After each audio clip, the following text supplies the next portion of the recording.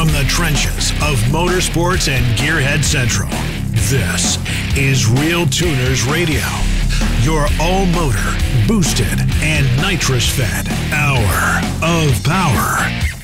Now, here's your hosts, the Reverends of RPM, the Faction of Traction, John Bewley, Scott Clark, Bill Fowler, Scott Evans, Mark Dahlquist, Mike Perduto, James Short, Tom Sewell, Brian Barnhill.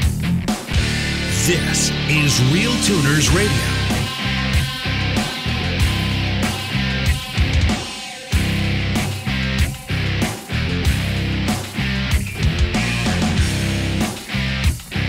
Good evening and welcome to RealTuners Radio. Tonight we officially welcome back John Bewley of Foolproof Performance. And since you guys are asking more technical questions, we brought in Chris Delgado of Pro Speed Autosports, as well as Canadian racer Neil Richards. We'll continue with the theme of taking questions from the audience, so get your favorite alcoholic beverage, your hand sanitizer, and your face mask, and let's get our fever on. This is RealTuners Radio.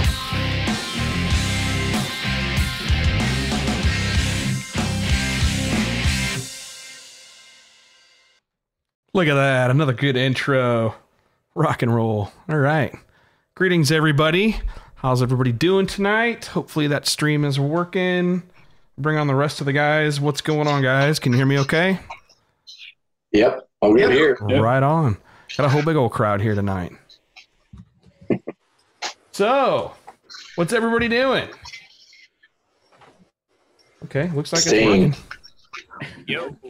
Evans, what are you working on? Being stuck at home, laid off. Show of hands, how many people are businesses getting completely screwed or incomes are getting completely hosed? Show of hands. Suffering income damage. Any of the cast? Me, Evans, Neil. Neil sells weed, so his job isn't getting hurt. No, I'm kidding. Yeah, sucks for sure. Bill can't raise. I just want to be able to get a haircut right now. It's driving me nuts. I'm gonna need a haircut. Dude, I went super short before we got locked down. Thank God. Did you know something was coming up? Did you sell a bunch of stock, Sewell? I went all cash a while ago. Well, people want to talk to you. We got 48 people logged on Facebook alone. I'm kicking myself in the ass. I wanted to buy a bunch of gold back in October, and I changed my mind. Like physical gold. I like gold. Oh, jeez. Well, I am like a fat leprechaun, so you gotta. Jonathan Coleman, what are we talking about tonight? What do you want to talk about, Jonathan? Jonathan is Chris. Jonathan's a new fuel tech user. Talked to him the other day. Chris's favorite ECU. Is it on the fan page or is it on the LLC page? I'm trying to find the chat.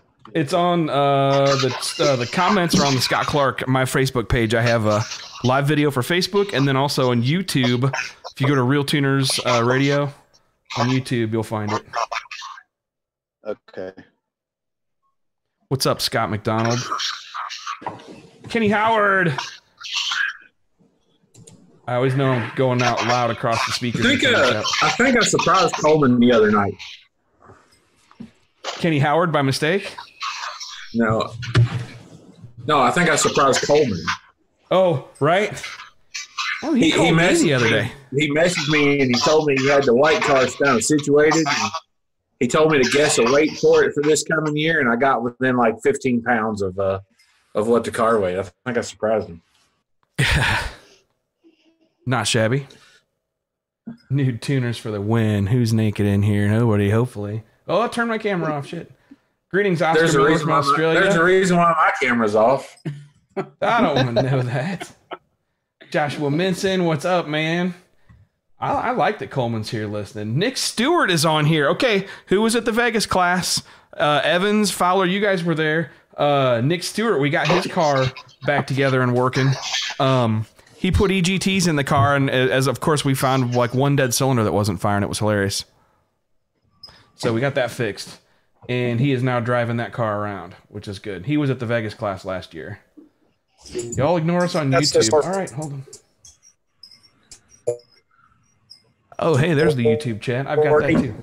Yeah, we got a couple questions rolling, and I don't know. I don't Fire know away, where man. Let's just jump right to it. Barnhill, take that first one on YouTube. Yeah, I mean, actually, this one's I'm curious about because I've never tried to do it. Jerry3567, how would you set up a Dominator for a single cylinder? Does the Dominator do odd fire like that? My response was going to be, that's not the ECU I'd use for a single cylinder. No, I'd almost be microsquirt Terry, or somebody's single. What would you use instead of a microsquirt? What would you use, Brian? It depends on what you're doing. So that's really the problem. A lot of times, like on Formula SAE and Power Sports stuff, I've just gone with one of the smaller Haltecs because they do the odd fire really well. I get good control of everything, and then you're just having a lot of outputs that you don't need anymore. But I've always had good success with Haltech on odd fire stuff. Motec as well on odd fire. We've used a lot of that. I guess, are you considering a single cylinder odd fire? Well, yeah, I guess it depends. Yeah. I mean, they do. I was sitting here. I'm about to fire up Holly on my laptop, and I'm afraid I'm going to crash the whole damn show. But hold on a second here.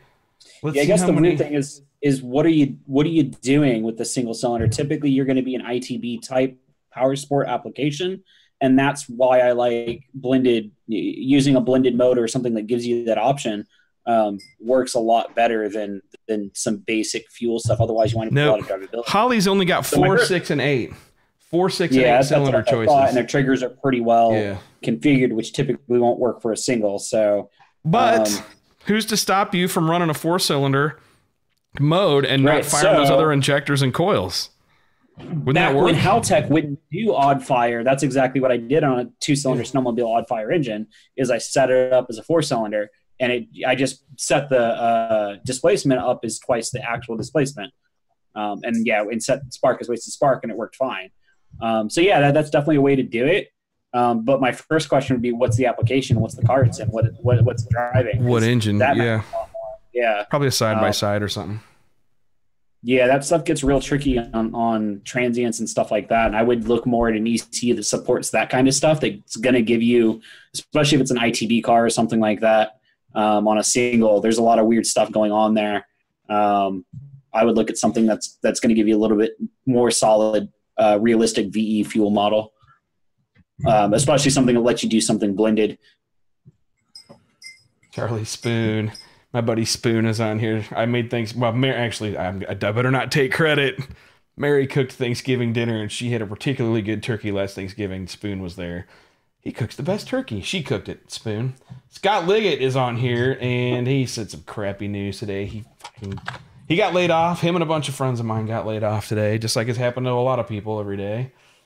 Oh, so what else am I missing? Anybody else firing questions off? Thoughts on Holley traction control versus Davis TC2, or just do my thing with advanced tables and save money?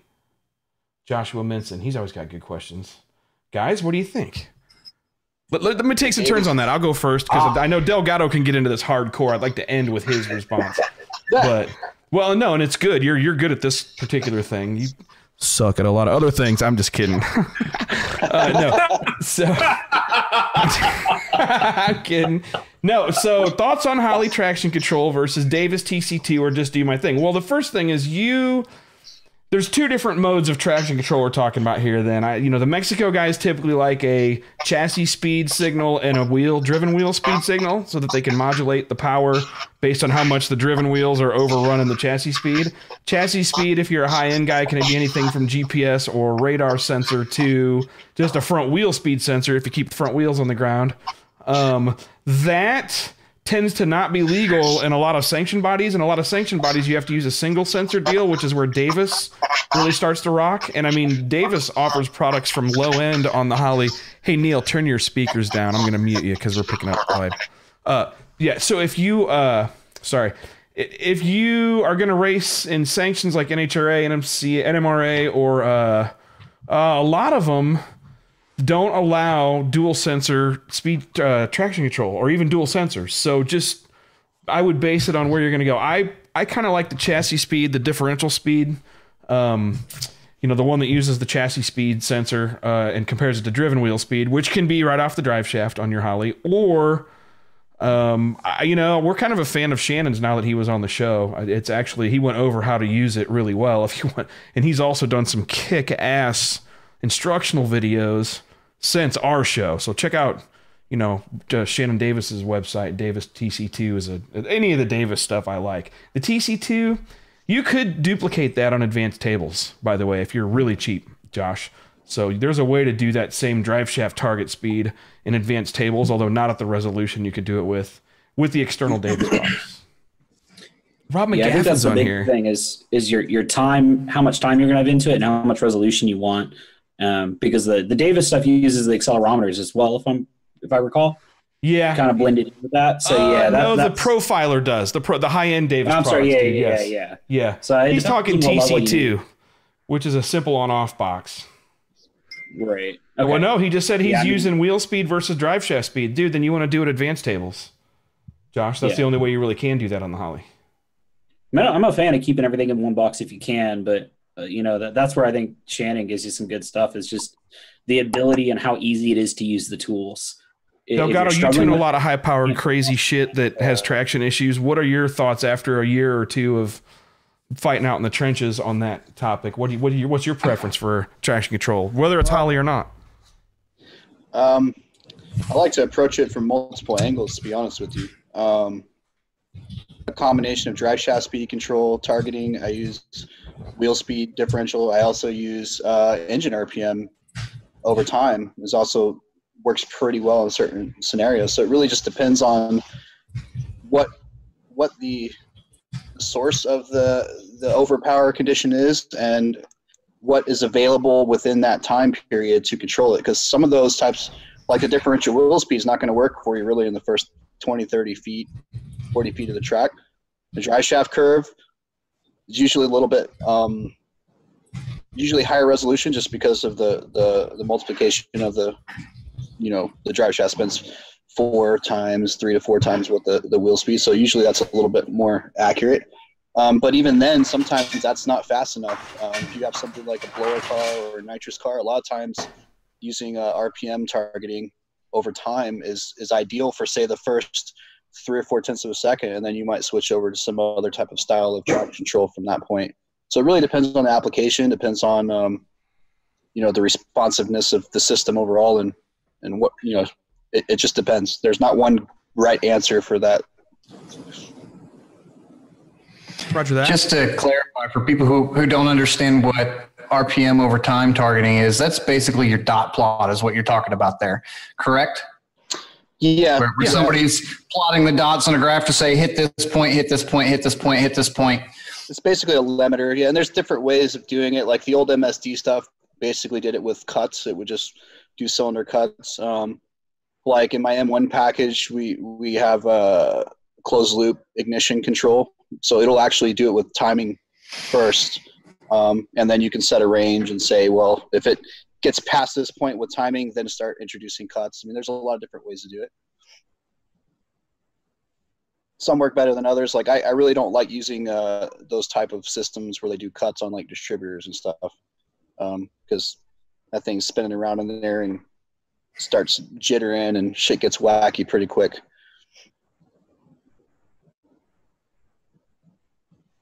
Dolko's apologizes. He's still working, he says. Fine, Mark. I'll just kick you off. Just kidding. How many people we got on YouTube? I can't tell. We're 3 on YouTube. All right. I think Scott, I think the other thing to note is you have to have some known good passes to use a dot plot. Thank you. Yep. Yes. Like if you're going to go send this thing down some virgin road somewhere and you don't have a known good pass, what are you plotting? Yeah, on? you're out in left field. Right, exactly. No, and I mean that goes back to chassis stuff. I'd like to remind people that you need to focus on the chassis stuff first and then fill in the gaps, and hopefully not many gaps with the power management. And honestly, that also applies to differential wheel speed. If you're trying to really finely tune that system to give you the best XLG, because different roads, different type of surfaces, different tires, even just, believe it or not, even just a difference from a guy that does a John Force burnout to a guy that does a quick little 3-second burnout can affect the friction coefficient when you leave the line. So yeah, even with like differential wheel speed's a little easier because you can kind of ballpark it and get you something that'll kind of keep you straight. But even in that situation, having a good run to base off of or some previous data to base off of is super important. Really, when you're getting that technical and trying to get that precise with it, a set of tires with 2 passes on it will be completely different than a set of tires with 14 passes on it. So, there's a lot of other factors that come into play as well, Yeah, people forget about that. You know what I mean? Yeah, it does apply. Well, once you have about 10 or 11 passes on a set of small tires, you might as well just throw them away because past that, you've used about 90% of what they're good for at that point. Yeah, something else. People, for the guys doing the street racing, for the most part, the speed differential between front and rears is a good place to be because, the biggest thing is figuring out how aggressive to be with the as the differentials have delta between them. That's the biggest thing about it. Oh, that's the whole magic. Trying to figure it out, through a perfect run. But, the speed differential style with the 2 speed sensors seems to work best with the no prep stuff. Yeah, it works really good. It works seems to be the easiest system to be set up with, and you seem to be able, for a novice, somebody who has limited knowledge about perfect run and plot and dots and all that. It seems to be the easiest system to get set up and be successful with quickly. From the guys that I've had dealings with and helped and yeah, it seems to get you going pretty quick. Yeah.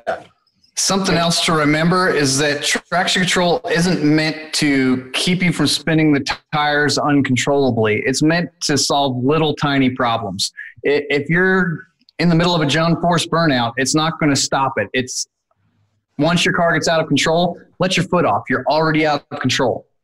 Well, it can stop it, but that's not the point of it. Yeah. Right.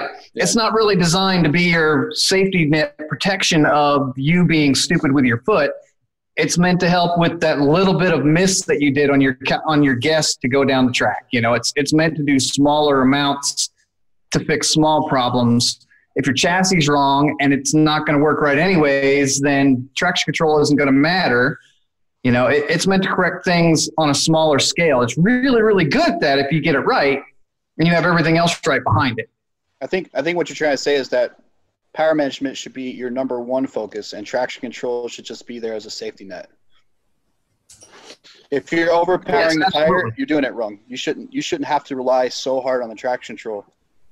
And really all the traction control does is keep you going straight. That's all it's doing. It's not really optimizing your run. It's not really giving you the fastest. It might save a pass that would otherwise be lost, but you're not going to be fast. Exactly.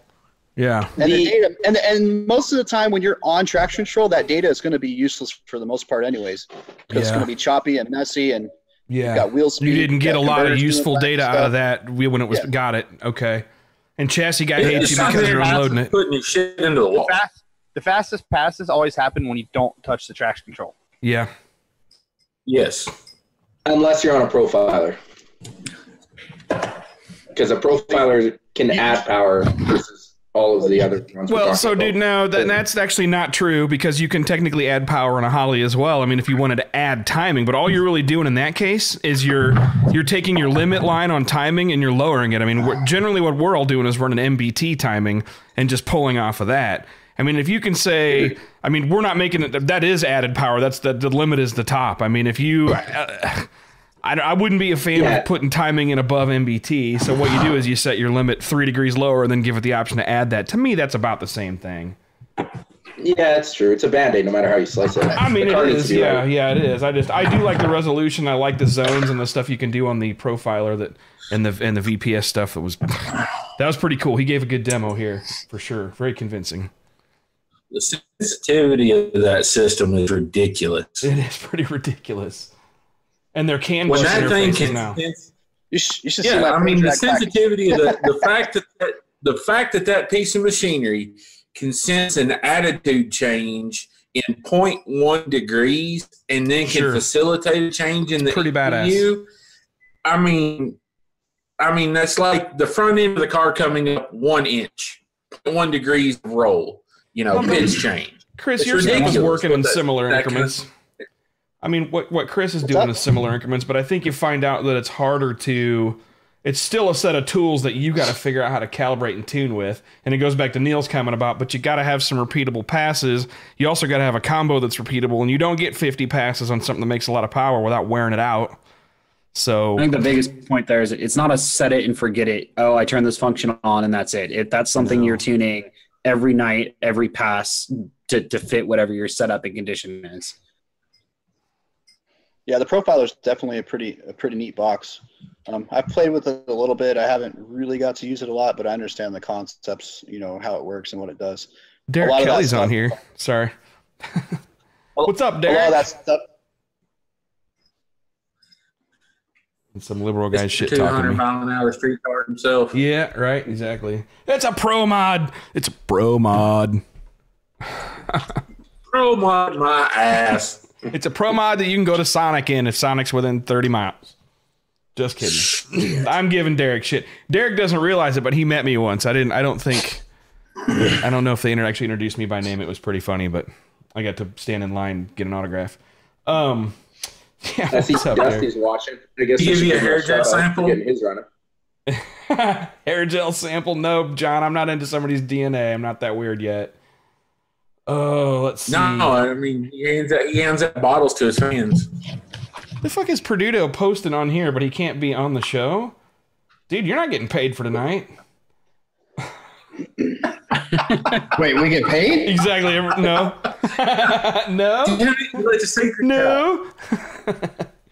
Alicia and Clint Dungan. My first question to you, Alicia and Clint, which one of you cheated?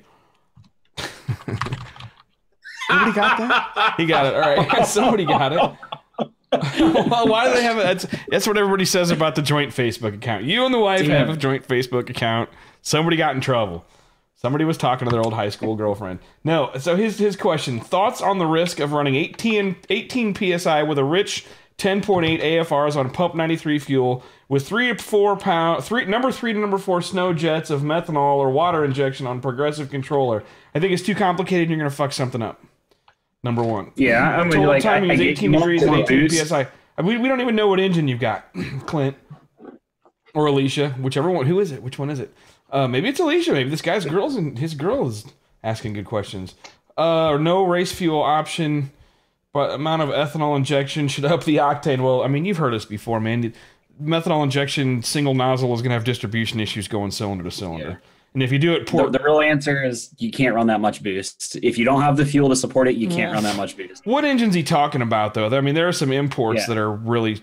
I mean, if we're talking a Jay-Z or something, but it depends what engine you're talking about. I'm thinking we're talking LS or small block Ford, if I remember right. I think I met Clint before. We got an intercooler on this thing too, or no intercooler exactly. at all? Got a bunch of questions. If we've got an air to water in 70-degree inlet temps, 18 pounds is a lot different than no intercooler at all in 200-degree inlet temps. Huge difference. Yeah. And also, here's another one. Where do you live? What's your pump gas like? If you're down south where all the refineries are at, your pump gas kicks ass. I've learned this. The guys down there in the south are doing unbelievable shit on pump gas. But you try to do that in Wisconsin or fucking Canada or wherever Neil's from. If you try to do pump gas on big boost in some parts of the country, the quality of the gas is shit, and you absolutely will destroy it. Like around here, you got to be careful. We run LSs at 15, 16 pounds on pump gas in drift cars. We've got one that I was just doing a little remote work. It's been running that 14 to 15 pounds for 3 years. But small block Ford Dart, big air-to-air, 120-degree IATs at full. What turbo is it? Yeah, what turbo What's a static compression? Yeah. Shannon's already famous in my world, 18 man. pounds from a 76 is going to put out, be a little bit different here than 18 pounds from an 88. So I guess if you know you're fuel limited and you can't run that boost at the fuel, then you either need to up your fuel or lower your boost. Yeah. Wherever that limit winds up being, the safe limit for that engine. 18 pounds of boost on a 20-degree headed small block Ford on pump is getting there. I mean, I sure wouldn't be trying to put any more in it. That's a detonation limited combo right there. You're playing with fire on that deal. If he was going to tell me a more modern head. Oh, it's only 8-1. It's only 8-1 and it's a blower. 8-1? 8-1 F1R. But it's going to be hot air.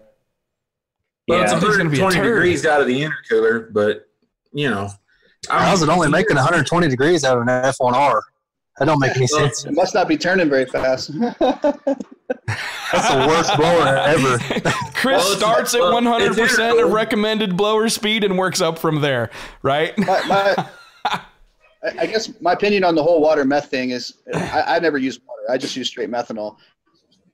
My thoughts on it, and this is just my opinion, everyone's different, is if you are using just enough meth to just take a little bit of the heat out of the air, I think it's okay. The problem is when you get too much meth in there and the methanol doesn't stay in a gas and it goes back into like fuel, like liquid, that's when you have distribution problems. Because what should happen when you spray meth into the engine, especially if you're doing it like post like centrifugal blower or turbocharger, if you don't have an intercooler or if you have a really shitty intercooler, the air charge coming out should be hot enough to where that methanol should vaporize pretty much instantly and turn into, a gas, a vapor. So at that point, there really shouldn't be any distribution issues because you're not pulling it in any differently than you would pull normal air into the motor. What happens is these guys put 2 or 3 fucking nozzles on the pipe, and they've got so much methanol going in there that it turns back into a liquid, and that's when you have an issue because those manifolds aren't designed to flow a liquid in the same areas that you're trying to flow it. So that's just kind of my opinion on it. You're also I've saying done a lot of that stuff. You're using it primarily for heat, like pulling heat out rather than an octane. I mean, that's the same. That's the same thing we've always said. Yeah, but a lot of guys just go way too far with it, and that's when they. Yeah, and I think that is literally the only thing we've always been 100% in agreement on is that you don't run as much meth. You only run as much meth as needed to the point that you don't saturate it and use it for octane supplementation. Yeah, only for heat abatement. It's for exactly. It's great for pulling heat out. It's terrible for octane. And the side effect is you get a little bit of that octane kind of reaction from it, but that's not what the goal is. To give an idea of how much or how little meth you need to use, I did a bunch of testing a few years back and found that somewhere between about 10 and 14% is about all you need. And when I say 10 or 14%, I'm talking total fuel flowed into the engine. You can do a pull, look at your injector duty cycle, take that duty cycle and apply it to become your rate of flow, and then you can take that, and if you use meth at about a 10% ratio to that, you're at a pretty good point. That's about where it starts to get to that edge of where it wants to go back on a lot of cars. It's not a set in stone. That's why I say it's got some flexibility, but that's a pretty safe starting point where you know that it's going to cool the air, but it's not going to add a bunch of liquid back into it. Once you start getting up towards the 14 or 15% range, you're pretty much guaranteed that at that point it's starting to become fuel and no longer a vapor because you start to saturate the mixture at that point, and it can only remove so much and can only evaporate so far. I think it really depends. And you'll see the difference when your IATs stop cooling. Like you can put it in a little bit at a time, and you can watch it drop pretty drastically with a very, very small amount, and then it'll level off. And that's when you know you've reached that point. Yeah, I was going to say, I think it really is dependent on the air temp coming in. And I've noticed something similar about the drop. Once you get to a certain point, you're right, it does level off. At that point, because you're not getting that phase change anymore. Once you stop getting the phase change and it just stays as a liquid, then you're not pulling the heat anymore. That's why you see that plateau. So I halfway agree. Yeah, and usually once you see the plateau, you're already to the point where it's becoming a liquid and you need to back it back down. Because it happens before you actually get to that plateau. Much the same as where you spray it. Like the further away you spray it, the more time you give it. Yeah, exactly. That's what sucks about pork, because you don't get enough time to cool it off, right? But if you spray it way upstream, you get it. I've seen turbo guys picking up mile an hour by putting some methanol upstream, but again, it's less than, I don't know, it's right around 10, 12, 15%. I was just sitting here doing the math. It's just like Evan said, basically a ninth injector, but not even full juice. Yeah, we experimented with that on a ProCharge deal, ProCharge big block, and same thing. The air temps are just so hot that the port injectors don't get a chance to actually, really cool the air charge down. So put one in the pipe upstream and just slowly bring it in, and it makes pretty substantial difference. Yeah, I mean, the more time you give it, the more that, I mean, that's, you got chemical evaporation is one way it takes heat out of the air, and then you've got mechanical vaporization with the injection event. And if you move the injection event further upstream, it's that much more time to give actual evaporation to happen as well while it's exposed in the airstream. The real solution is to put the right size intercooler on the car. That helps too. That is the ultimate solution. Or just run it on methanol. Or yeah, that helps. Right? You're just going to get there anyway. You might as well do it. Yeah. Funny. Beulah, I love your new logo, by the way. Sorry, go ahead. Having the correct octane to support the power level is always the correct answer. Amen to that. Hold on a second. My kids are turning. You're right, Daniel Hayes. I still haven't put pants on today. Ah. Getting excited. Better reset your stuff, Perduto. You sound sketchy right there. Yeah, you sound like a robot. Oh. And it's not my fault. Bewley, I love your new logo, man. It's badass. Salvato. Am I allowed to say who did that? Sorry. Yeah, give a shout out to Jeff. Jeff's a really good dude. Jeff, dude, you are a BMF. Man, his logo, his artwork is so good. And it's so affordable. Dude, that's such a nice guy. Such a realistic price for the little guys. Yeah, I'll leave it at that. I'm not going to quote numbers, but that guy is very affordable for what quality. The bang for the buck is off the chain. Shout out to Jeff Brandenburg, Richard Mayhew, Scott Travis is on here tonight, Trevor Kurtz, Justin Carpenter. Who else we got? Kenny's my buddy. Okay, yeah, Clint responded. AJ Conkle says that E85 is down in Wisconsin. He is in, he's just outside of Milwaukee. Down to E70. A month ago in Houston, it was E85, E90. So it's interesting. Dude, we're getting E60 here in Massachusetts, and I'm paying $3 a gallon. This is the time of year it should be going back to 85. It should be going back to 85. It's probably the end of the winter blend stuff. I bought some a few weeks ago, and we had 88%. I bought some earlier today. It was 74. Supposedly the rumor is that all of you. The rumor is the ethanol plants are giving them all the hand sanitizer people. That's what they use it for. Yeah, I know Ethanol 1 has specifically been making hand sanitizer. The damn bourbon distilleries here in town have switched over and making hand sanitizer. I was going to say our ethanol content here in Kentucky tested a couple weeks ago 80%, somewhere in there. And here recently this week it only tested 70 again. So they're definitely lowering the content for, whatever reason. I'll have to check down here because we typically don't even get winter blend down here.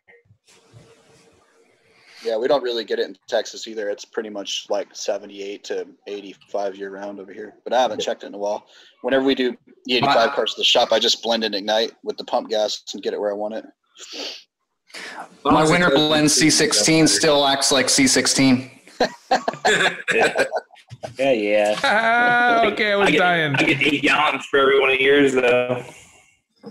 Yeah, I can buy a 55-gallon drum for what 5 of that cost. Exactly. We'll ignore the fact that we go through almost twice as much of it, but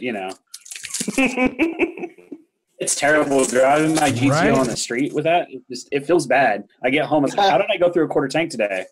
Dude, I have a customer with a full-size truck. It makes 2,000 horsepower. He drives it around on the street on methanol. I kid you not. He's got a 25-gallon tank in his bed. 25-gallon tank in his bed. He's like, it gets great gas mileage on the highway. And I'm like, I don't know what he considers great, but about 7.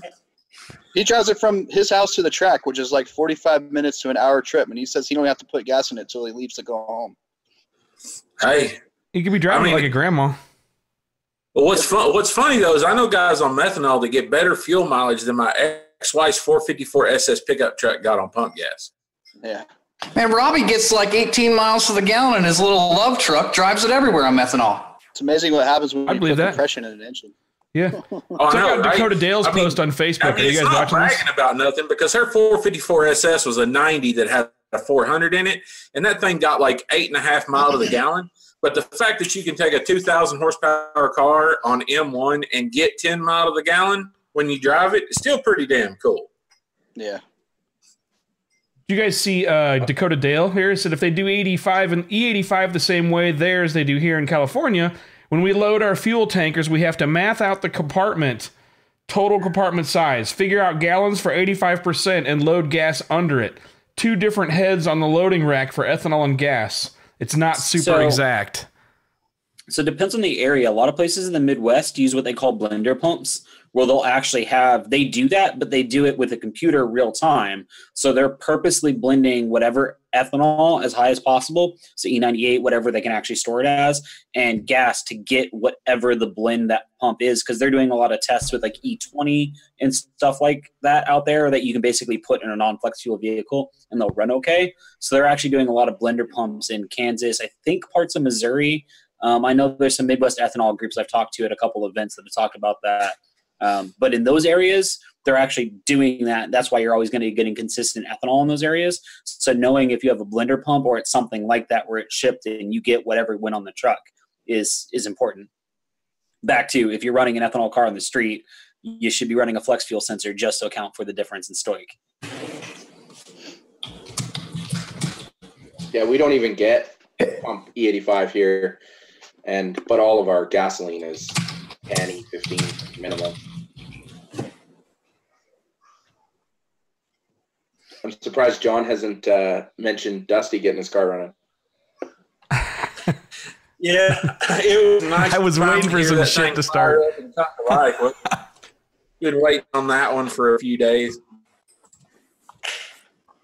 Yeah, White Rice will be back out soon. It's finally got painted and chassis all back together. Should be pretty awesome this year with it if we actually get to do some racing this year. Kind of excited about that.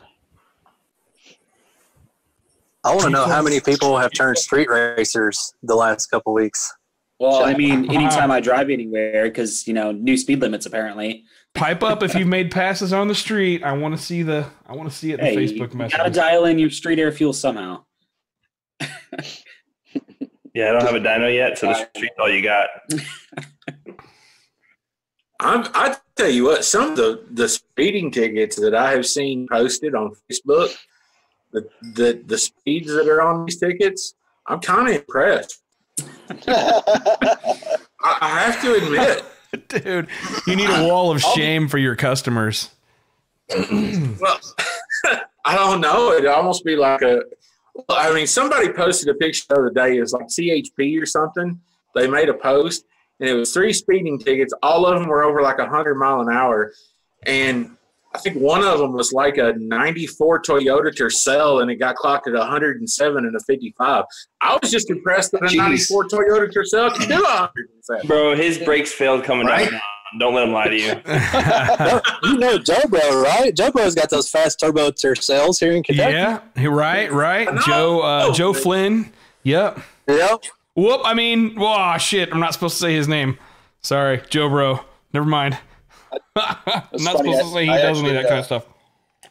I tuned a turbo Corolla S about 6 years ago. That was pretty fun to go like blasting down the street and doing like a rolling burnout next to people driving around. They're like, what the fuck is going on here? It was the most fun car to drive just because like it's a Corolla. It made like 400 horsepower. It was pretty awesome. It's like that ain't nothing but an overgrown go-kart. Yeah. Basically. Hey, a buddy of mine had a Toyota Cressida back in high school that he got, and we had that thing at 110 miles an hour. Cressidas, they're fun cars. Like I've done a lot of guys do some big, stupid 2J turbo stuff in those. So just need a VVTi 1J and a 5-speed. That's all it takes. Yep. Depending on how long you want to do that speed, you don't even need one of the fancy 5 speeds. You want to go through some W58s. So who else is in the 6-speed running right now besides – oh, look, there's my wife. She's bored. Besides Grubworm. I know Grubworm is the big one. I think Demon got out. Minion, Grubworm. Yeah, Minion. The orange Supra. I can't think of his name. Yeah, that's Granis. And And then there's that rotary, the hatchback one that beat the Supra, and the Supra took it back here in Orlando. Yeah. No, we took it back at Texas 2K. That's right. Yep. Yeah. I'm taking a break. I put a turbo 400 in mine. Smart. I tell you what, it's definitely been a really interesting learning curve getting that car. Like, I mean, I met Joel just a little over a year ago, and the fastest he ever been was 820, and in a year we got it down to a 70005. So it's been interesting, but those guys bust ass, man. Like every time I'm like, hey, let's do this, they get it done, and you can see it in the progress that they made over just a year. Is that car on a slick or a radial, Chris? It's been on a 28 10.5W, but at Texas 2K after the event, I finally talked him into putting a radial on it, and we had the launch turned down quite a bit, and it went a 705 again with only a 125 60 foot. And we went and made another hit. We turned the launch up, made a quick clutch adjustment, made another hit, and it went a 113 60 foot, which is the fastest 60 foot's ever been. But it was wheels up in the air, and he was pointed to the wall, so he had to abort before he even got, he got right past 60. He had to abort. So I think we're waiting, like stressfully waiting for the tracks to open back up because it's gonna go a 6. It's just a matter of getting like another 2-3 passes with the radio on it. I think it's gonna go 690 something. But it's crazy, all these stick cars now going back to a radial. Like it just shows you the power management and clutch technology that they can actually make it work. Like the clutch technology is where it's at for sure. That's 100%. The clutch was, because the fastest we could ever go with the regular clutch, we went 760 with the regular clutch, and it was really hard to repeat. Like it wouldn't do it back to back to back. With the clutches in it now, like we could run 713, 713, 712, 713, 713 all day long. It's so much repeatable with those adjustable clutches. And just out of curiosity, how many passes do y'all get out of one of those clutches? It's kind of hard to give you a good number because the first clutch that we had was not quite adequate for the power the car is making up top.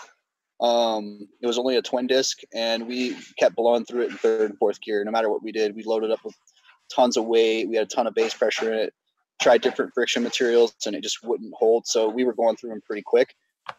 This new clutch we have is a triple, and we have probably 10 hits on it, and I don't think it's going to have to come out anytime soon. It's not slipping much, so I don't think it's getting a lot of wear. Was the other a double? The other was a double, yeah. Yep. I will tell you, if you need track time, I can't say this for sure, but you might want to be in Orlando next week. Yeah. Just only bring 3 to 4 people per car. With Wade not being there, I don't know how well that's going to – how's that going to work out with Wade being gone? It'll be just fine. It'll be Ozzy's already got Plan B in motion. We had that conversation. It's been the big talk down here, and it's already handled. It'll be just fine. Yeah. Yeah, my other guy, Jack, the one that set the Super IRS record, he's dying to go back out to the track because it was like 6.806. It was so close to 670. He just wants to crack that 670 in the IRS in the Supra and have that gap, That's that black car? Jack, put a bigger turbo on the car? Yeah. It's got a 102 on it, yeah. Yeah, the fastest we had that force induction's 85, and the fastest we went was a 713 with that turbo, or 717. I don't remember. It was somewhere around there, but we were all in. It was all in on a turbo. I didn't know if he went bigger on the compressor with it or not. Yeah, we ended up putting the 102. I got a XPR kind of variant of the 102 for it. So, yeah, and then we ran out of ignition system at Texas 2K. I tried to run at 90 pounds of boost. It was trickling, like just breaking up just a touch. We tried to run 100. It got into third gear, and it just was just like on a rev limiter. It wouldn't go past like 9,800 RPM, just sitting there. Turn it down about 90 pounds of boost, 92 pounds of boost, and it made the pass, but it was like just ever so slightly breaking up in the top and third gear. So we're about to change the ignition system on it. And should go faster. To? So it had an IGN 1As on it originally, which I've used on everything, and it's the first time I've actually maxed a set of those things out, which is I knew sooner or later it would happen. Lewis from Fuel Tech actually sent me an FT Spark to test. So I shipped it to Jack. Jack's going to wire it in the car, and we'll know back to back right away because we know the limit of that coil, where it's at, how fast it's gone, and put the FT Spark in it, see what it does, and if it's better, it's better. That's how you know. Not, it's not. Yeah. Yeah. Did you saw those guys who were like, oh, I put this Pro 600 MSD box on, every car has gone faster. Yeah. Did you see that post the other day? I know Chris, I think, just steered clear of that one. No, I think Chris, I was in there. Did you? Oh, did you get on somebody on that one? Oh my God. Yeah, I got in there. That was several weeks ago, I think. Man, that honestly, one got me like, working on a new spark pressure test chamber. I want to build one. Like, the way I see it, if we can make 90 pounds of boost at 3.65 to 3.7 on alcohol, and that's where the limit is. There's no way these fucking guys are running into a limit of ignition. They have some other problem, like a wiring problem, or the dwell control is not doing what it's supposed to do in the ECU, or something like maybe the spark plug boots suck. I don't know. It could be something as simple as that. Like, I mean, Wasabi we went 234 mile an hour with those coils on a Hemi. The guys are like, oh, well, it's different on a big V8. It's like, dude, we went 234 in a 3,200 pound car with those same coils. I hate to be honest. What's different is they're not making as much horsepower per cubic inch as the stuff that you guys are doing on the imports. And honestly, I know from working in a pressure test chamber before, we rented some time on for the Pantera EFI guy, Lance Nist, and we spent some time in his test chamber, and that was an eye opener. And it's all pressure related. Yeah, somebody asked what peak dwell. There's not a set answer for that, because there's the dwell changes with voltage. So the more voltage you have, the less dwell time you need. There's an optimal point at which the coil is happy and it can run there constantly, a steady state. And then there's a full saturation point, which you will get more output of the coil, but you overheat the coil. You have to be very careful. So just putting it out there, we run them at full saturation, but I ramp the dwell with boost. So, and it's by battery pressure, battery voltage, and by basically engine load or boost. So it only runs at max dwell when it gets past a certain boost level, and then so it's only really running at full saturation for maybe 3 or 4 seconds max at a time. If you run it like that, they'll run like that forever and won't have any issues. Are you also working with other variables like plug or surface gap plugs or the other variables in the spark chain? I just use regular NGK number 10s and pretty much all the alcohol stuff. I gap everything to like 13, just because I don't want to have to pull them out later. So I've run them looser and not had issues. I just it's a habit, put them at 13, 12, 13. You're not going to, if you're losing spark, it's not going to be because of the gap. So you're kind of eliminating that variable of ever even being a question mark when you do that. And you're not losing power. I mean, I've moved them from 13 to 20, 22. It doesn't change anything. If it fires, it fires. Yeah, maybe. I don't know, man. Those coils are pretty. Yeah, they don't care. The thing about the IGA 1A coil versus like a CDI is the amount of time that the spark actually stays lit. You get at maximum saturation, that coil will hold an arc on the spark plug for 2.5 milliseconds. So which is a ton of crank. What kind of crank angle is that at 6,000 RPM? Right, that's like 15 degrees of crank angle or something. It's ridiculous. Oh no, it's way more than that. So I think I did the math. I have a little spreadsheet somewhere, but I did the math one time. I think at 8,000 RPM, it was like 65 degrees of crank angle is what it was, or something like that. It was drastic. So, no, my daughter's. I don't care what they say. Size does matter. You like the longer spark. Yeah, I mean, CDI may have the girth, but we're not banging a tuna can here. We're trying to get a spark lit. Longer the better.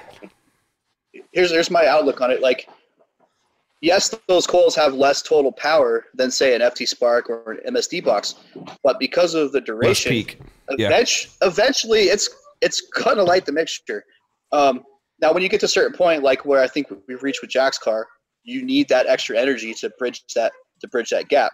You're gonna lose out a little bit because you don't have the duration, but it's you can't have all of it. I guess it's one or the other. I forgot to feed my dog. I got to go do that. I think 90% of the people out there could run IGN 1As and never have a problem. There's very few people that are going to reach the limit of those coils. What do you guys run on white rice? Same thing, IGN-1As. Yeah, and we've never run over about 85 pounds of boost on that car. Not yet. We will with this new chassis. So I think the big draw to the MSD deal right now is the guys that are still running the power grid and stuff along those lines. We can run coil packs without having to make an ECM swap or something on those lines. Plug and play with the power grid. Now we're coil and plug. That's its big market right now.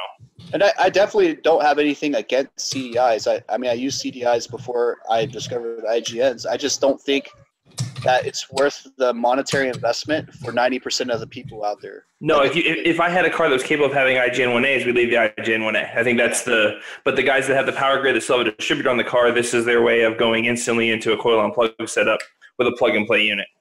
Yeah, no, that makes perfect sense. The distributor has to jump 2 gaps. Yes, that's true. I mean, each time you fire each plug, that's not 1, that's 2 gaps. So I this is why I've never understood the distributor thing, why anybody sticks with that for any length of time. The distributor power. Simplicity, it only has 1 wire. Well, yeah, but the nitrous guys, phasing issues alone, throw the distributor away, man. We leave in negative numbers. It's hard to make a motor run and leave in negative numbers. That's a really hard swing to make. I just had this conversation. I have a customer that he just bought a 900 cubic inch. Who's that big bad nitrous guy? Musi, motor. We're doing a Motec on it with a Pro Drag and coil on plug, and we talked about it comes with a distributor. I'm like, dude, you got to take that thing off. It's like, we're putting coil packs, we're putting a crank trigger cam sync, like it's going to be right. And yeah, it's. I think people just have done it for so long, a certain way that it's comfortable, and they don't want to have to like relearn, or they don't understand where the benefits are. You know, they just. It's the old reliable. You put it in, you know it's going to work. It's 100%. Going to work, and everyone can make it work. Well, yeah, that's the thing too. Is like, oh, it works. Why do I need to take it off? Just because it works doesn't mean it's the right. That's the argument right there. It doesn't mean there's not a better way that's more efficient. Yes. Yeah, we're dealing with that on a Pantera guy right now. Twin turbo Pantera does not want to take the distributor off, and in his case, it's because it looks right. Yeah. Especially something with nitrous. Like when you're dealing with nitrous, especially 700, 800, 1,000 shot. Like you want your ignition control to be as precise as possible. And when you've got lash from the gear, lash from the rotor, you've got a belt drive distributor that's running behind because the belt's stretched. I mean, even the difference in delay from one contact to the next because there's corrosion on it. You know, like there's so many things that can change. You could be off 1.5 degrees easily, and you know, not being able to get that last 1.5 degrees to the edge of where maximum is because of all that play. Like, I mean, that could make or break a run. That can be the difference between going A to B and my carburetor landing in the stands. Yeah, exactly.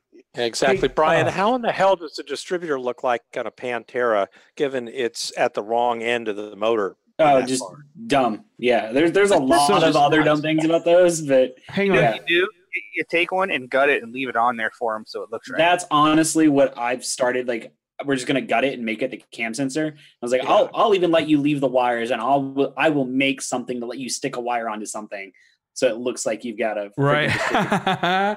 Use it as a cam sync. No, hey, there was a good comment back here I wanted to back up and catch. Courtney Green, if your plug gap doesn't start with a 0.1, then you were doing it wrong. But yeah, there is no shame in starting that low. Just a little story about, for those of you that didn't have to use, there was a period of time there where distributors and turbos both lived together. I mean, we're all pretty much coil pack guys, but you would not believe on Larry Larson's first iteration of his truck before he went to coil packs, the drag week iteration, what we had to do to make that goddamn thing light spark at 50 plus PSI on that conventional-ish big block Chevy. We had to what was our gap? We went down as far as 7 thousandths gap on plug gap, and it would idle, it would run, so it would work. I think we ran around 11 to 14 thousandths, 11 thousandths most of the time. That was because we had a distributor, but the distributor, the belt drive distributor, we had to replace the screws that hold the rotor on with the plastic screws you get at like Home Depot, because our spark was trying to arc out through those. And all kinds of stuff we had to do to make sure that the spark didn't jump out somewhere else along the chain versus actually get into the chamber. It was interesting stuff, a battle which always made me appreciate coil packs. And then also, hey, just a shout out to Curtis Boggs, who just started listening here a little bit ago. Hopefully you're still listening, Curtis. Good to see you, man. We need to get some more drum videos from Curtis. Hey, Jeff had a good question that we didn't touch on. He says, if you're still firing the coil with a crank trigger, basically in regard to the accuracy, like is it a problem? Well, nope. You still get the accuracy. Well, so you have the accuracy of running off the crank trigger and not the distributor trigger, but you're still getting a little bit of movement because the closer or farther away the rotor is to the contact, it's going to affect the amount of time it takes that spark to jump and get to the spark plug. So you're still offsetting. You're introducing inductive delay. Yep. Or the equivalent. Exactly. Yeah. 100%. Yeah, you're right. So it can still affect it. So and maybe we're splitting hairs, but the guys at the top of the ladder, like this shit matters to them. And so, it is what it is. Well, and back to the big nitrous motor, like you were saying, like look at Dusty Bradford's comment. Go ahead. But if you're talking about something that's running down the racetrack on 4 degrees, well, that's a big swing. Yeah. Yeah, that's the struggle is, so, when we leave on the nitrous car, I pull 4 or 6 degrees extra when the kit comes on. So, our down track target, let's say, is 8 degrees. Well, I'm pulling another 4 or 6 out when the kit comes on to make it take it. So now my number's 2. And at the same time, I got to make this thing sit at 32, 34 degrees to even idle worth of crap on the starting line. Yeah, and do a burnout. Yeah, so you're 32 degrees in starting line. At one point, you're going on track at 2. That's a 30-degree swing with a distributor. Yeah, unless the thing's the size of a dinner plate, it's going to be jumping holes. Yes. It's funny, the first time, and this is a long time ago, the first time I did a big, I wouldn't say big power, but it was like a 1600 horsepower. It was an X275 car. Had a distributor, big stuff 3 deal. And sorry to hear that. And I was trying to. You beat me to it. I was trying. Shit.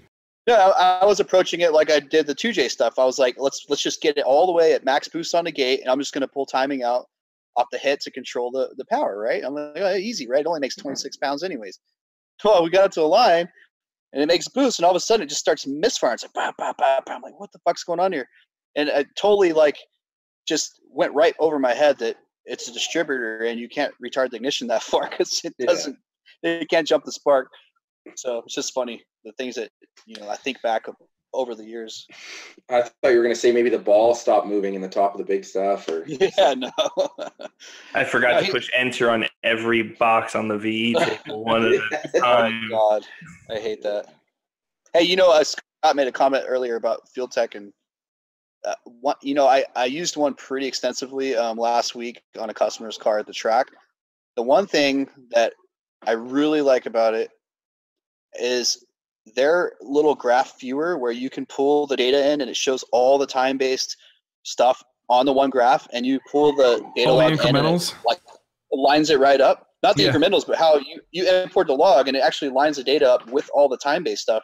Oh yeah, that is pretty cool. Yeah, it's super cool.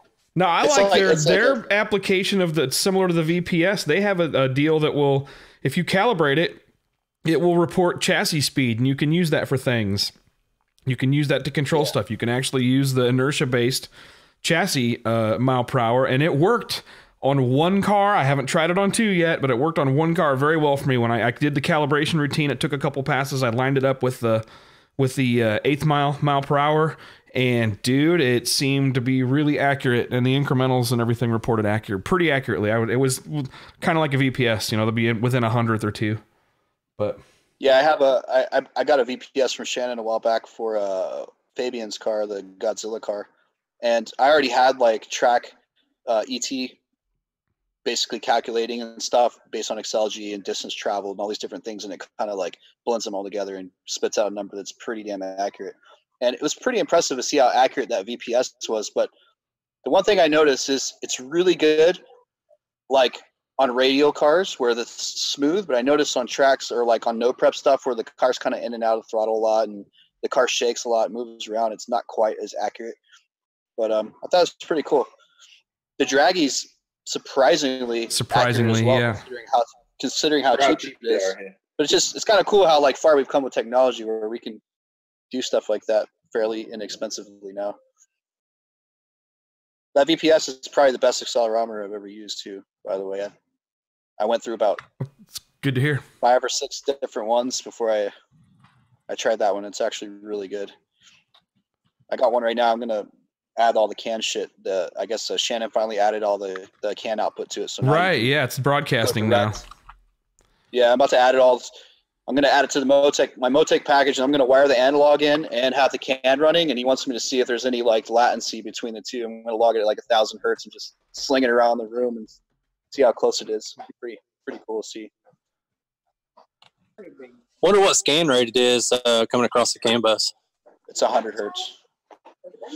Output's at 100 hertz currently. That may change depending on if it's offset or not drastically from the analog. He said the analog output update rate was internally is about 200 hertz, but it may not really matter so much. We'll just have to look at it and see. Yeah, I wonder how much latency there is in analog to digital and then back to digital to analog convergence between two boxes too, though.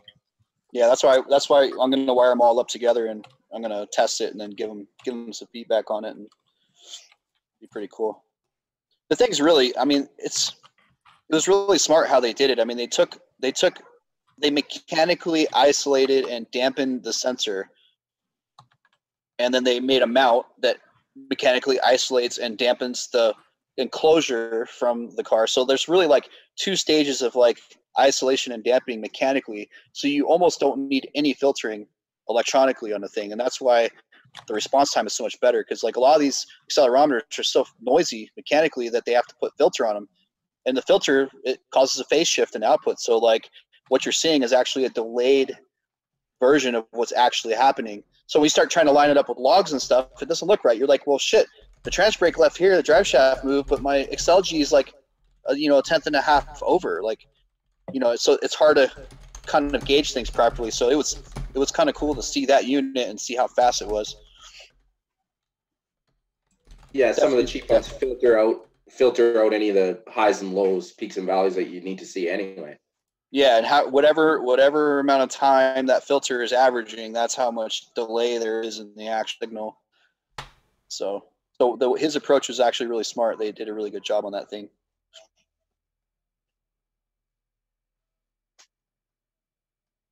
I've seen some questions here. Yeah, we missing any questions? I want to make sure I finally got it working this time. Actually spent some time setting it up. I've got YouTube questions here. Whoo! Oh, it looks like Evans has been handling YouTube. Yeah, I guess one thing I'd like to say, because I see this a lot, and both Evans and I pointed this out, I just couldn't remember the dwell time. Guys running LS coils, they will auto discharge over, Scott confirmed it's 4.5 milliseconds. So I see a lot certain of guys, coils, mainly the truck coil with the heat sink. Yeah, the D585s, most of the LS OEM coils at some point in that range will auto discharge. I haven't tested enough of them. We tested a stack of them, and we got a batch. They were either 5 milliseconds or 9 milliseconds. They would go into automatic discharge. Go ahead. The truck coils, though, will way earlier than that. I've had them discharge as early as 4.5. Yeah, the heat coil. So depends on your voltage. Yeah. When the voltage is higher, or if they get hot, when they start to get heat saturated, they'll actually fire earlier. So, yeah. Yep. Funny story, at 11.4 volts, they about go dead. Learned that on a back street in a melted piston. Yeah, I see. There's a lot of standalones where their base LS tables have dwell higher than that, and I've seen a lot of guys just fight because all they do is like fire in a random base V8 table, and I'll look at it, and the dwell time will be 5.5, 6 seconds or something like that, and then won't understand why their engine doesn't run. The first car I ever tuned with those truck coils was about 7 years ago maybe. And the guy that sold them, he's like, "Oh yeah, put them at 5 milliseconds." And this was a 2J stock rod piston 2J. It was on Q16, luckily, but it was on a Mustang dyno and an automatic, which is like the most torturous amount of load you can put on an engine. And we did the first pull, and it made really good power. I was like, man, that's awesome. And we did another pull, and it made a little less power. And I was like, well, that's kind of weird. Did another pull, made a little less power. And then I noticed the third time I cranked it, sounded a little uneven. It's like, I'm like, what the fuck's going on here? So we started looking into it. We're like, man, the compression is all over the board. And started looking at stuff. I'm like, this doesn't make sense. Like, these timing numbers are like pump gas timing numbers. We're on Q16. Like what's going on here? Couldn't figure it out. I was like, well, let's just recheck the sync and see what happens. So I put the timing light back on it. It was dead nuts on. I'm like, man, that's weird. Well, it wasn't until we went and revved it really high And then all of a sudden you see the balancer go like this. It came back. I'm like, oh, that's weird. So put a scope on a crank, looked at the crank cam, all that stuff was steady, could not figure out what the hell the problem was. And I called Jason from ProAFI. He was like my go-to guy. I was like, hey, man, you ever seen this? He's like, well, what's the dwell? I'm like, well, it's like 5 milliseconds. He's like, well, try moving the dwell around and see if the timing moves. I'm like, okay. So I started moving the dwell around. Sure enough, like it was moving all over the place. I'm like, holy shit. And it was like literally those things had just come out. They just started making kits for them for people to do them like on super swaps. And then I started digging around on like I think it was a Megasquirt forum where someone had posted something about it too. But yeah. That was the hot swap back in the day. If you had an LS1 car, you threw your factory coils away and threw heat sink trunk coils on it. That was better for the car. Yeah. Yeah, especially at 5 milliseconds. Runs real good for about 3 pools. Funny story if you guys want to hear another random story. I had a similar situation. Hang on. Sorry. Hold on. I didn't mean to interrupt, but I had my damn mute button. Evans was asking me, who had a question?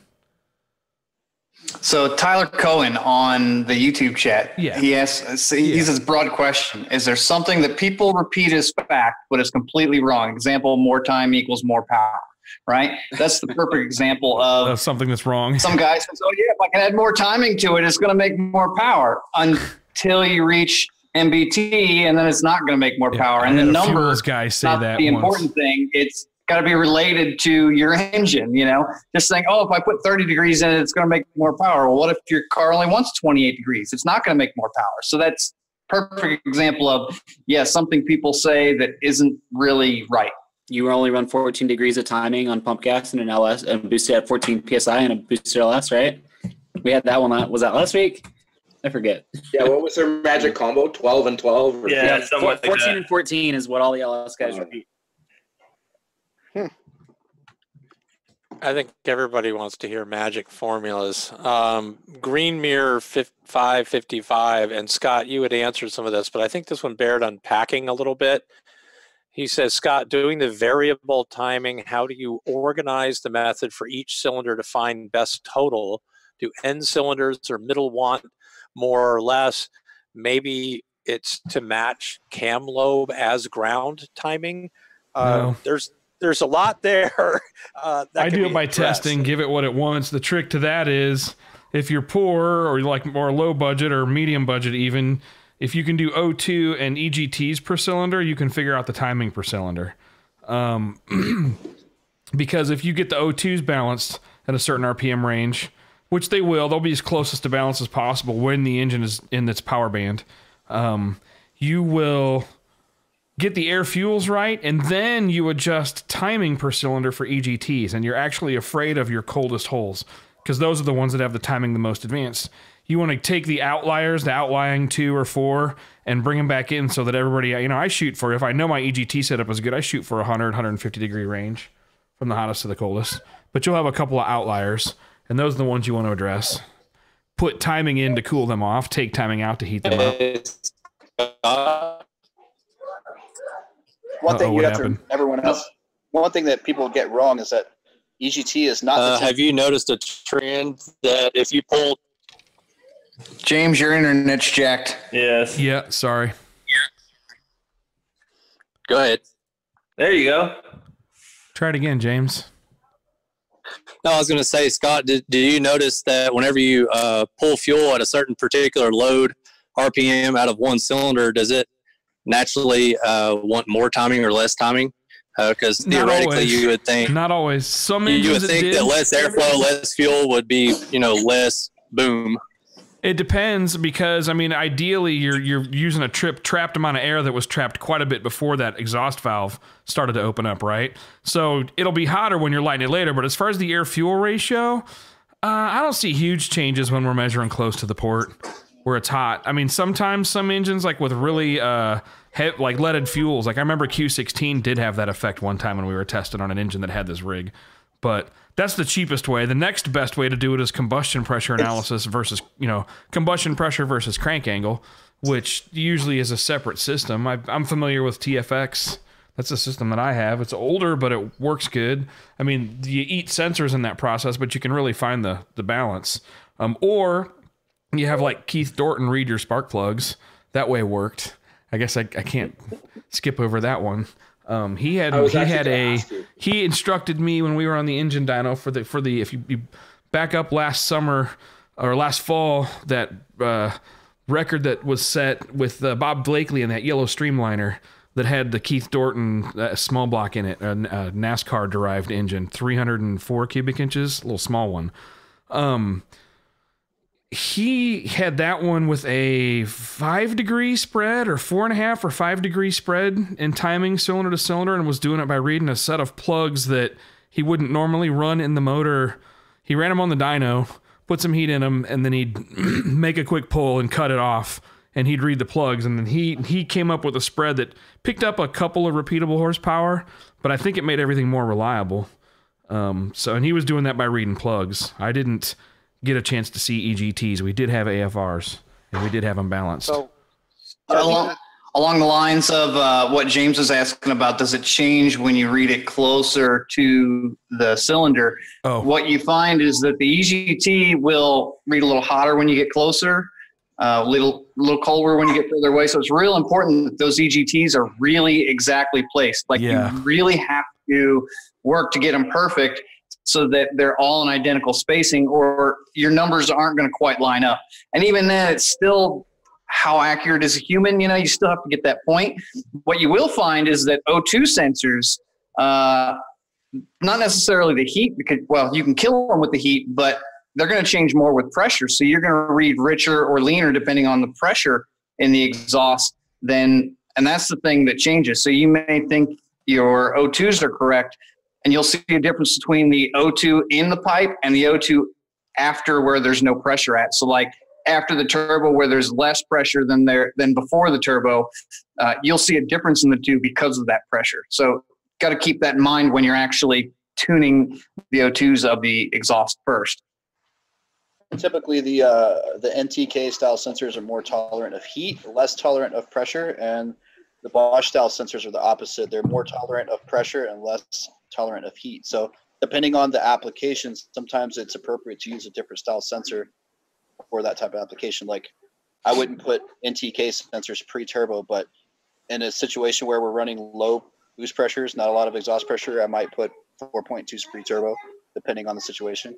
And you can fight the heat pretty easily too if you use. And I have them there were some pictures back on when we were showing my finished project a while back, but like AEM makes standoffs that are basically an extended bung with some heat fins on it. And I think Innovate Motorsports sells some as well. The whole idea is to keep the sensor itself directly out of the heat, but still allow it access to the gas. So you can do things like that to help fight the heat, and they last a lot longer when you do that. I was going to ask Scott, Clark or Evans, I guess, if whichever of you have played with them, back to the pressure analysis thing. Scott, you've obviously done it a lot on the dyno. Both of you probably have. So now what is all the hype with the new big stuff, Pro 410, whatever it is now that Meany wants to call it? Yeah. I'm with Delgado, but I want to hear, how are they doing their pressure analysis? How is that? My guess would be they're using 1,000 hertz sampler capabilities on board with enough channels to read a typical, Kistler sensor. That's what I mean. My understanding, it's capable of doing that, so it's just a logger. I don't know if he's got any software functions built into it yet that will take advantage of that. And I mean, you could automatically do closed loop ignition timing with the fast enough gear and the right equipment. Although I think pressure sensors are the holdup right now. Like the ones for TFX are pricey. You spend like $1,100 to $1,400 depending how many you're buying, and they could last anywhere from 30 seconds. System with one sensor. Yeah, I mean they could last from 30 seconds up to like 10 minutes of runtime, depending on the application, how hard you're hitting them. So it gets expensive to run those things. But my understanding is there's some OEM price and grade long-lasting pressure sensors in diesel engines. So like, didn't Audi have some diesel engines in Mercedes that had real combustion pressure sensors so that could optimize the injection timing in real time? Most every piezo injector can read the crystal backwards. Got it. So okay. Maybe that's what's going on. Yeah, so the piezo injectors use a crystal. Yeah, you fire them on, fire them off, and if the crystal gets hit with combustion, it puts power back in the ECM. Believe it or not, even the Ford 6.4 diesel back in the day used to look at that. There was no strategy to do anything with it, but they started looking at it even back then. Roger that. What is Dusty Bradford? He's got a conversation going on. He's helping somebody else out. You're lucky to have Dusty on here helping. Kessler, same price, $1,500 each. They've gone up a little bit. Tom Vigu is listening tonight. Good stuff. What style sensor are we using with our combustion pressure analysis, Kessler? What? No, Optrand. I'm sorry. I'm using an Optrand with mine, not Kessler. Optrand. It's the same price. What else? Back in the day, I can't remember who did it, but someone was doing like a washer that the theory was it would go under the plug and any pressure change. And they were very reasonable in price. I've never used one. I was curious because they were like a strain gauge, weren't they? Yeah, pretty much. And I don't know.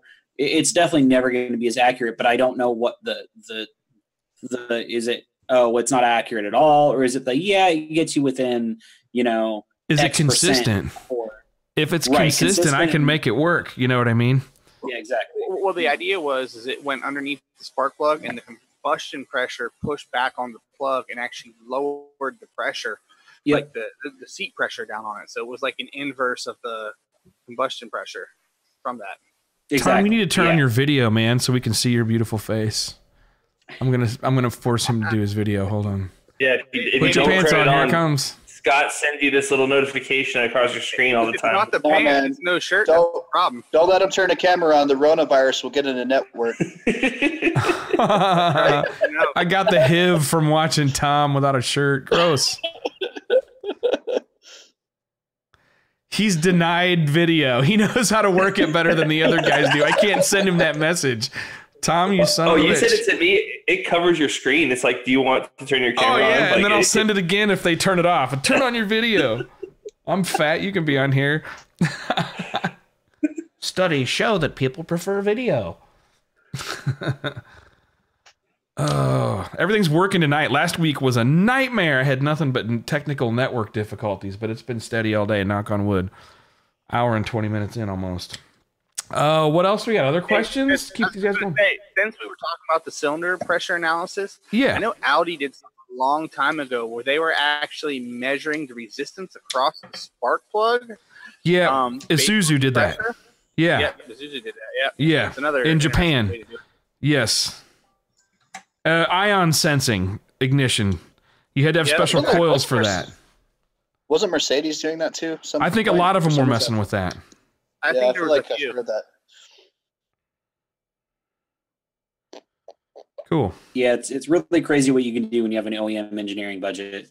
Oh, that's one of the parts of the job I missed. Right. Engine dyno cells you can run for 48 hours straight, and clear glass cylinder and all that kind of stuff. Chris Wright has one of those dynos that's you can run it for like 40 hours straight. Brad Nagel has one of those. Lingenfelter has one as well that's got a combination eddy with water brake, so you can pour the coals on it and have it just run nonstop, and it's got really good speed controls on it with the eddy. It's nice. Anyway, I just want to address this question about a small block Ford with what crank trigger cam sync do you recommend to use with a Holley Terminator X? I just did. Yeah. You got did you tell him the 64-bit? I always recommend I always recommend the 36 one wheel and the MSD cam sync because it's pretty reliable, easy to set up. It works great. I've seen 9,800 RPM on a 36 one. So not me personally, a car tuned. So I don't see any issues with that one at that speed. It can have issues if you buy a cheap one from somebody and it's too thin and has a bunch of and gets out of range of the sensor. If it's real big boost, it'll crank will flex 60 thousandths plus. So you gotta be careful there. That's when you want to get an inductive pickup setup.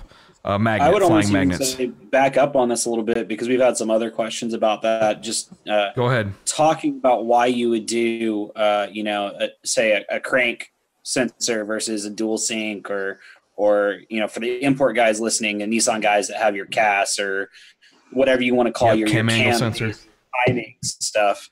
I think probably all of us, if you gave us the option, is going to tell you to put on some like a 36-1 or some level of crank sensor and use the crank sensor for timing. That the cam sensor, basically you want your crank to be crank angle. You don't want to be calculating crank angle based on a belt or a chain or something else. That the reason we say a missing tooth or additional tooth, whichever way, you want your TDC to be measured on the crank. So this is TDC 1. All your cam is doing is saying this is TDC of a specific compression stroke. So the cam's like a warm fuzzy that your crank is going to tell you your actual timing. So when it comes to, I just had this discussion with two people in the last 2 days, actually. When you're making big power or you have an engine that has a lot of crank flex, I don't recommend using the tooth wheel personally. This is just my opinion. I feel doing same problem. I feel doing a flying magnet setup, but not like an MSD where the magnet's sideways. You need to get what we use on our stuff. Wasabi has one, Godzilla has one, Jerry's fucking car has, pretty much all the big power cars have RCD. Well, you can use RTD for the cam sync, but we use ATI will custom make you a balancer with any combination of magnets you want. Yeah. So what we do is we do 24 magnets. Well, we get them to make it with 24. When it comes to us, we take one out. So we have a missing tooth on the crank, and we make sure they're all south pole, and we use a polarity-specific magnetic Hall effect sensor. And what that does is, because of that specific sensor and the fact it's a flying magnet, you can be anywhere from 500ths to 100,000ths air gap, and it will still trigger. That makes sense. The same, but I didn't think about crank flex. That makes sense. I haven't really had that problem. Now, on an OEM application, like a 2JZ with a VVTi crank trigger, you can't beat it. I mean, we've run 12,000 plus RPM with the factory OEM sensor on the factory OEM crank trigger. So and it's crazy how many of those guys insist, because I just did we're doing a right-hand drive Mark IV Supra, and upgrading to all Hall sensors, and I know some of the factory sensors have been problematic, but well, I think the problem with the factory sensors stemmed from the early Haltech and early AEM version 1 days, where their VR control and their noise control and the electronics just weren't good. The Elite stuff has no problem. I've never had a problem. This is an M-Tron car that I was like, we can do this. It's not a bad idea. If the guy wants to spend the money, I'm not going to say don't do it, but at the end of the day, a VR sensor is a better sensor because the amplitude is so high. Once you get past the 1500 RPM, your signal noise ratio is insane, right? Because you can get 30, 40, 50 volts out of those things at high RPM, where a Hall effect, you're dealing with 12 volts. So in something like, let's just say a Motec or a Haltech, for example, you can set your arming voltage as it goes up in RPM. You can have your arming voltage at 20 volts. So any noise that's below that, you can pretty much mitigate 90% of any noise issue you're going to run into. That being said, self-filter, right. That being said, I mean, in some situations that's non-OEM, you don't have that luxury because the spacing and how it's mounted and tooth pitch, all that stuff becomes a problem. But in general, with high horsepower stuff, that's kind of my recommendation, is to do a flying magnet setup. Like I said, ATI will make you a custom balancer. They're not expensive, and you can get any magnet, any configuration that you want: 12 teeth, 4 teeth, 8 teeth, 20-2, whatever you want. They'll make it for you. You just tell them where to start, where to stop. And, that's what I have on my own car. Shouldn't say inexpensive. They're not exactly cheap, but they're not way overly priced. I mean, they're more expensive than just buying a balancer, Well, if you're spending that kind of money, $500 on a balancer is inexpensive. Well, this is how I quantify anything that comes with racing. When someone says expensive, how much time are you going to waste sticking with it? How much damage are you going to do to your engine if it fails? And how long? And how long? Wear your shit out. How long are you going to be out of commission? Like when you put those three things together, 90% of the time, it's worth spending the money on the better part. I mean, that's just the way it is. Some guys get lucky and they get away with, the cheaper stuff. Sometimes it works, but why risk it? Scott, I saw you replying to a guy on the chat about using the Holley sensor. I regularly rev my engine 9,000 RPM and 35 pounds of boost, whatever. With the Holley sensor on a flying magnet? Yeah. But my magnets are in my balancer, like Chris was describing. But other than that, no issues whatsoever. Works fine. Yeah, it works good. It'll tolerate a lot of gap changes too. Oh yeah. Carry on. Who else got questions? Yeah, and there's a handful of good flying magnet wheels too. Generically the MSD that everybody knows, the 4 magnet one's been around forever. But like Joe over at Hyperactive now has a 12 magnet wheel, which is really solid. There's options. So the problem with the MSD one is the magnets are sideways. So if you actually look at the wave of the magnetic field, like the sensor has to be like just in the right spot, or it doesn't work. Like they can be problematic. If you get a magnetic Hall effect sensor that's polarity specific, say South Pole specific, and you have magnets that are facing South Pole, your range of where you can have that sensor alignment wise and still get an accurate pickup is like drastically greater. And that's just this is just from like trying different kinds of things over the years and seeing what's worked, what doesn't work. Right. What do you have to dick with all the time, and what can you just set it and forget it? And as long as it doesn't come loose, you're not going to have a problem. So. I believe what you're describing, Scott, or Chris, is the same thing that Motion Raceworks was having issues with their drive shaft sensors, where customers would mount them with their bracket, get it all in the car, and then they're having issues with Holley EFI, not picking up the signal or whatever was happening, and they more or less blamed it or chalked it up to this sensor being potted in its housing, not necessarily centered. So that window was so small that if it was off by the slightest bit, some of those sensors, the pickup isn't even in the center; it's off to the side. Like you can take some of those sensors and just have a wheel spin, and you can just move it around, and you'll see some of them will actually pick up like on an edge. So it just depends on the sensor. Some of those sensors are not. There's a lot of cheap sensors out there, and the quality control from one to the next, they're not always the same. So you might have one that likes to be dead center. You might have one that needs to be moved over a tiny bit to the left or the right, or you might have to rotate it slightly because where the actual element inside is not always center on the cheap stuff because the quality control is just not there. So like it's one of those things like, you can get a $35 sensor that you most likely will have problems with, or you can buy $125 sensor that's guaranteed it's going to work, and when you replace it with another one because you break it or cut it or grind it in half, you're going to put it in the exact same spot and it's going to work exactly the same. And so that's just kind of my take on that stuff, I guess.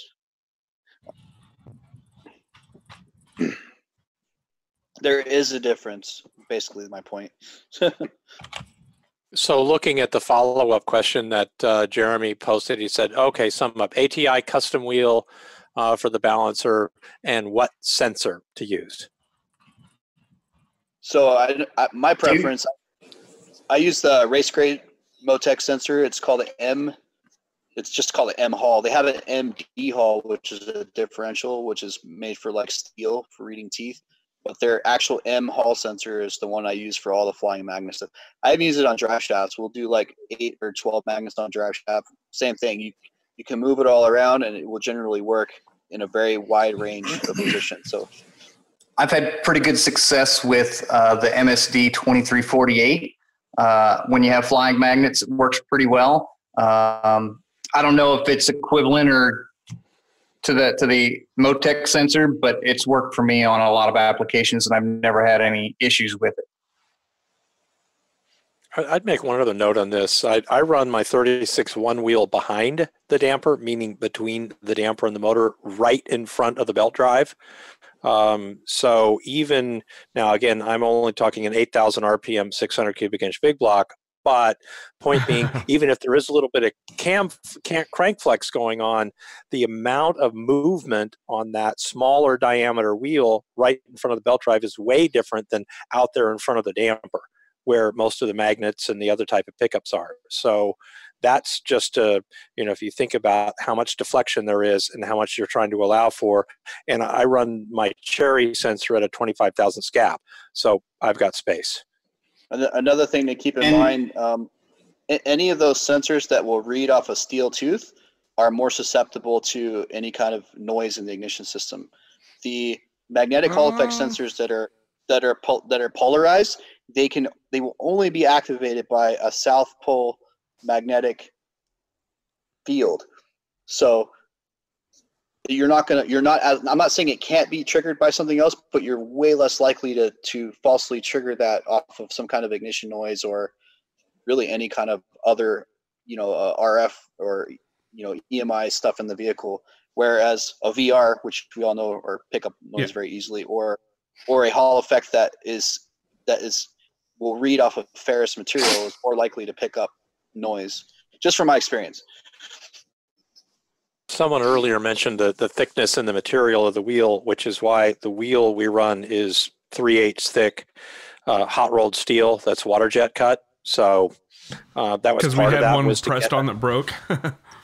Yes. Yes. That was the only time it ever lost a tooth count. Yeah. The challenge of putting it behind that balancer is that you have to make a custom mount for your bracket versus the standard off-the-shelf generic mounts that everybody make that generically work in front of the balancer. Yeah, I used an Innovators West, and all we had to do was run longer bolts, so it was very simple. And I want to be clear, like, I'm not saying that these other solutions suck and they don't work. All I'm saying is that the flying magnet deal with these specific type of sensors are more likely to be successful and have less issues than some of these other solutions. So don't just think, oh, I got to throw my wheel away and this sensor sucks, so I'm going to change it. I mean, if it's working for you, it's working for you. Leave it alone. But if you're building something from scratch and you want to have the best possibility for success, like from my experience, this is what I've seen to work really well and pretty much work every single time, all the time. I would not disagree with you. I think ATI, the other thing about ATI and Innovators West, and I added them to the question chain on the YouTube, is that they will work with you to build damn near anything you want and not for a great differential in money. So if you're trying to do some different packaging or other stuff, I'm always drag week cars and we have to deal with alternators and vacuum pumps and a bunch of other crap. So the front dress gets complicated. So that was part of the thinking there. I think a lot of it comes back to the same way, you don't budget your engine management system when you got 20 grand in your engine. This is cheap insurance for the rest of your system. So, not the place saving the $100 is going to be worth grenading at $20,000. Yeah, if you're gonna run a cheap engine management, at least give it the cleanest signals you can possibly. I guess at that point, even if you're gonna cheap out. No, that's how you make the cheap ones work. That was always my trick. Everybody's like, how do you make a Mega Squirt work on an Engine Masters challenge? Dude, you fucking become a master of clean signaling, and that includes power and grounds, and that 4-channel scope is getting a workout. That was the bottom line. And we were on engine dynos, but you want to know how to make them work really good, then you better have your shit together in the signaling department. That is absolutely the whole story with a Mega Squirt. Bill knows. Bill's got a Mega Squirt on his car, and it runs solid. It's done some really impressive things. Survived many drag weeks. But and he did it on a kit-based Mega Squirt. The whole thing was we're really, really careful about signaling and how we manage power and ground-coupled noise. My experience has always been that the Hall sensors that pick up noise are picking it up from the ground or the power, and it'll be ignition noise coming in through the ground or the power usually, but you can see that on a scope. But yeah, so you can make them work. You can make the cheap ones work, but your time, the extra time that goes into it, is it worth? It depends what your time is worth money wise, I guess, because it's still spend $150 more on a more modern ECU that does a lot more things, and then you're going to be happier in the long run. My thinking, anyway. It's kind of like I get, and these not arguments, but debates about wiring harnesses. Sometimes it's like, yeah, this harness is expensive. It's an expensive harness, but dude, the harness in white rice has been in that car for 9 years and has never had a failure. That's good. It's never had one problem. That's when you want a harness like that. Yeah, and it's like the only reason it's getting redone is because we redid the whole car. So it's like, Yeah, let's just redo the That's, harness. I remember just talking about that because I had a friend be like, I don't understand why it costs this much to run wires. It's like the problem is you only see it when it's done, and if it's done right, it's this tiny bundle that you should never, ever, ever see and never, ever think about. It's the same way with firmware updates or stuff that's non-tangible is so hard because people just don't understand it. Dude, making one of those motorsports grade harnesses for a standard drag car is easily 120 to 160 hour job. Easily. Yep. Yeah, I mean the land speed car I just did, which was simple, had 70 hours into it, something like that. So yeah, insane. Jesus. But it saves you a lot of time at the track diagnosing bullshit problems that you shouldn't be having in the first place. So. Nice. Since we're talking about harnesses and wiring, are there any other things that are top of mind for you guys? I only say this because I'm neck deep in this coyote swap thing, and today we encountered a situation where it would spin but it wouldn't light off, and it had been, and then we were trying to figure out, is it getting power to the 2018 fuel pump management in the trunk? So we jumped it directly on our separate relay board we made to interface a 2018 motor into a 99 car, and then it fired up and worked again, and it worked for about 2 hours, and then it sat for a couple hours where we worked on other stuff. It came back, it won't light, and apparently that has to do apparently with A, we have something going wrong in the signaling, and B, a 2018 requires a certain amount of fuel pressure in order for it to light off, period. And it wasn't getting the little, where it tells the pump to fire for a minute to get that pressure up. Apparently the threshold is 40. So I'm just having fun chasing that shit for the last week. Yeah, I mean, computers. That's the headache when you're doing stuff like this. There's that, dealing with all the OEM stuff that's designed to work really great in an OEM application. But once you change that, now you're band-aiding stuff to trick things into working, and then, your band-aid slipped or it didn't work. It's always an annoying thing. That's why I'll take wiring a race car from scratch all day every day versus trying to make something work with OEM. It's just always a pain in the for ass. Sure. Brad's going through that right now. The flip side to that is race car wiring. A problem we're having now is when you're doing stuff sight unseen, which we do a lot of, building plug and play harnesses for other people. That just they're supposed to be plug and play and all that, but it's only as good as the data we're getting. And in this case, I'm getting this as like, hey guys, we connect a battery in our fuel pump primes, and we're like, well, that shouldn't happen because that's turning the ECU on. There's a lot of back and forth. This is like the 6th time we've come across, like, we sent this whole harness and like, hey guys, our fuel pump doesn't prime and our fans don't work. We're like, yeah, that's on your chassis harness. Oh, we threw that shit in the trash.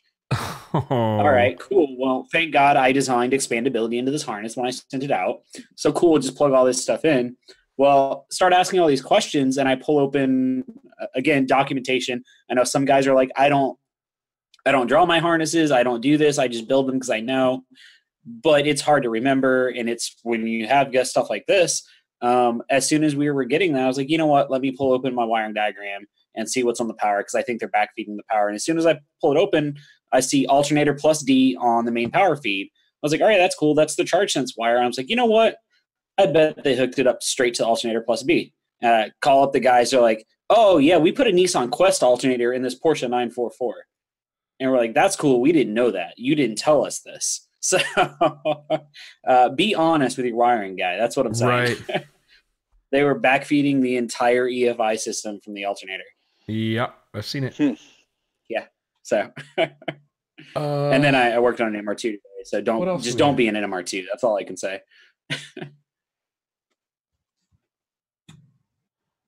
Dakota Dale wants to know what guitars are on your wall, Bill.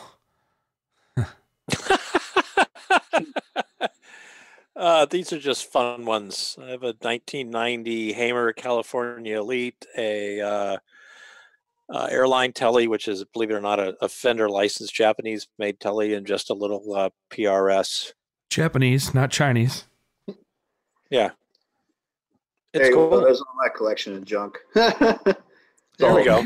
Cases, bags. Someone's a Bogner guy. Okay. Oh man, I'm about an inch away from a bad decision on some electronic drums for practice. Because you use those little mini ones, Bill. Those things are pretty stout for how big they are. I'm amazed at some of these lunchbox amps and what they do now. So although you guys are going to laugh at me, the amp in the corner right behind me is a Boss Katana 100. So you guys are all going to make fun of me, but it's the best little practice amp ever because it just has its own built-in DI out and a whole bunch of things and a bunch of Boss effects on board. So it's nice. And it's silent. ask everybody else in the house about that. Yeah, I stopped arguing with people over what's the best and what's not because you know what? It's all depends on what you like. I think at the end of the day. Dude, I think the best thing I ever saw that was Mike Einziger from Incubus. He was doing an interview with Guitar World and super fanboy. And they do the whole, you know how everyone is with their equipment, especially guitarists are like tuners. They've got their thing, and it's the best thing. If you tell them anything else, they're going to get pissed off. And that sounds like Mark and his AV stuff. Go ahead. Yeah, he's like, I just play whatever the hell they gave me that time. I don't really care what the equipment is. I think it's all about the same. Yeah. And this is, renowned guitarist, is a renowned technical guitarist, and he's like, whatever. I don't care what guitar I play. I think they sound the same to me in the end. Clapton can pick up my guitar and this amp and sound like Clapton. I can't do that. Right. Good point. That's actually a perfect soliloquy. Same thing with tuning. A good tuner can take any system and make it work, and a shitty tuner can only make one system work. Yeah. I mean, we're going to bitch about the shitty system, but it'll work. Of course. We can make it work. You'll figure out how to make it work. I've done my fair share of bitching, that's for sure. I haven't. There's a lot left in me. Wait. Since we brought up Big Stuff 4 earlier, who else in this group really enjoys waiting 2 minutes for the damn router to boot up before you can even connect to the ECU? Have you used a Big Stuff 4? Yeah, man. I got to use it before it was released. And is it officially out? I haven't come across one yet. Nobody's asked me to mess with one yet. I must suck at life. You can only connect to it through Wi-Fi. So you have to have a Wi-Fi router in the car. And you turn the key on, you got to wait for the thing to boot up. So you got to wait however long it takes the Wi-Fi router to boot up. Before you can did they not understand when they said that Ethernet connection is the connection of the future? Did they just assume that, well, if Ethernet's good, Wi-Fi is better? What I guess so. You can get a quick start 5-volt USB powered router. I have one in my car, and it fires up within about 5 seconds. It's up and ready to go. So you can get things like that. I don't know if the ECU is up and ready to go in 5 seconds, but my router is, with the M-Tron, it's all Cat 5. So I just do that so I don't have to plug in a cable. How does a company go from not wanting to use USB and being stuck in serial port to Wi-Fi all in one jump? That's because they're still in MS-DOS 4.0. Right? Well, that's because John Meany just discovered that Wi-Fi was actually the way that you can get internet to things. Might as well just do Bluetooth 1.0. Oh man, sir, it's 9:45. We're still going. That was a fascinating diversion. It just popped in my head. I'm sorry. Yeah. What else? Are there any other questions? Scott, what did you say that you wanted to talk about more that you didn't get to talk about last week? Should I forget? Me trying to get Holly working on my screen here and broadcast back out to the world. It was a pain in the ass. We wanted to talk more about some of the VE stuff and some of that, but no, we didn't. But yeah, probably not time for that. Man, you waited till now to ask about that? Huh. No. We can have that discussion next week if you guys want. Yeah, I do love that talking next about week. I love talking about airflow models and real VE, real computers. Right, I know.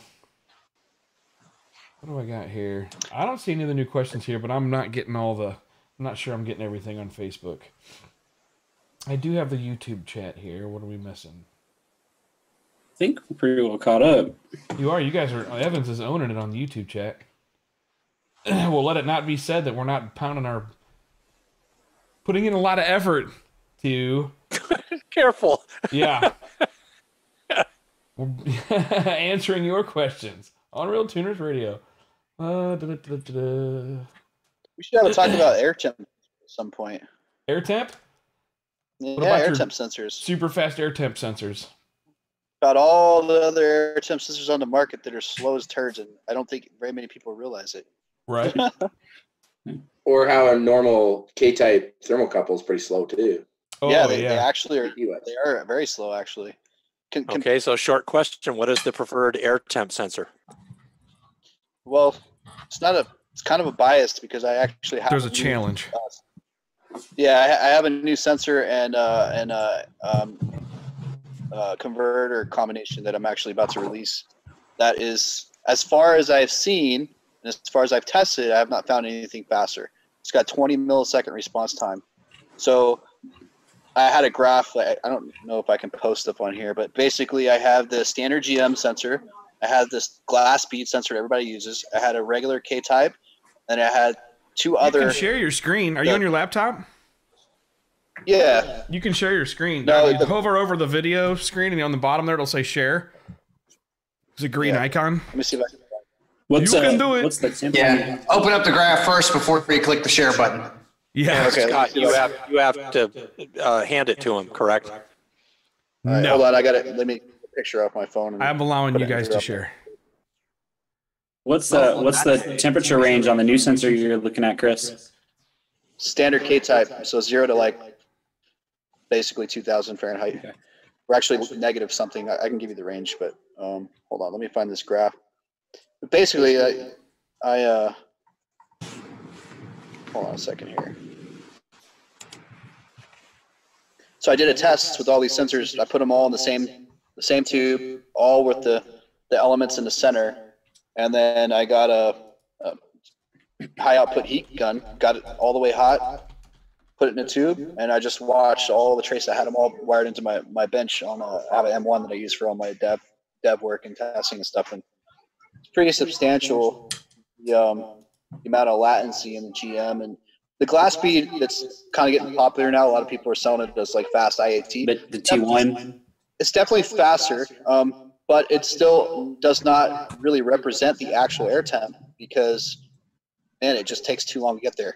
You know, most people don't think about it, but when you pressurize a gas, that temperature instantly happens. It doesn't take 5 seconds to go from ambient to 400 degrees. As soon as that gas is pressurized, it comes out. It's at 400 degrees. Right. I mean, that's how PV equals RT works. Right. So when your sensor on a non-intercooled car, which and this is something I kind of noticed and talking with friends, most of these guys don't even run them. They leave them in the engine bay and stuff.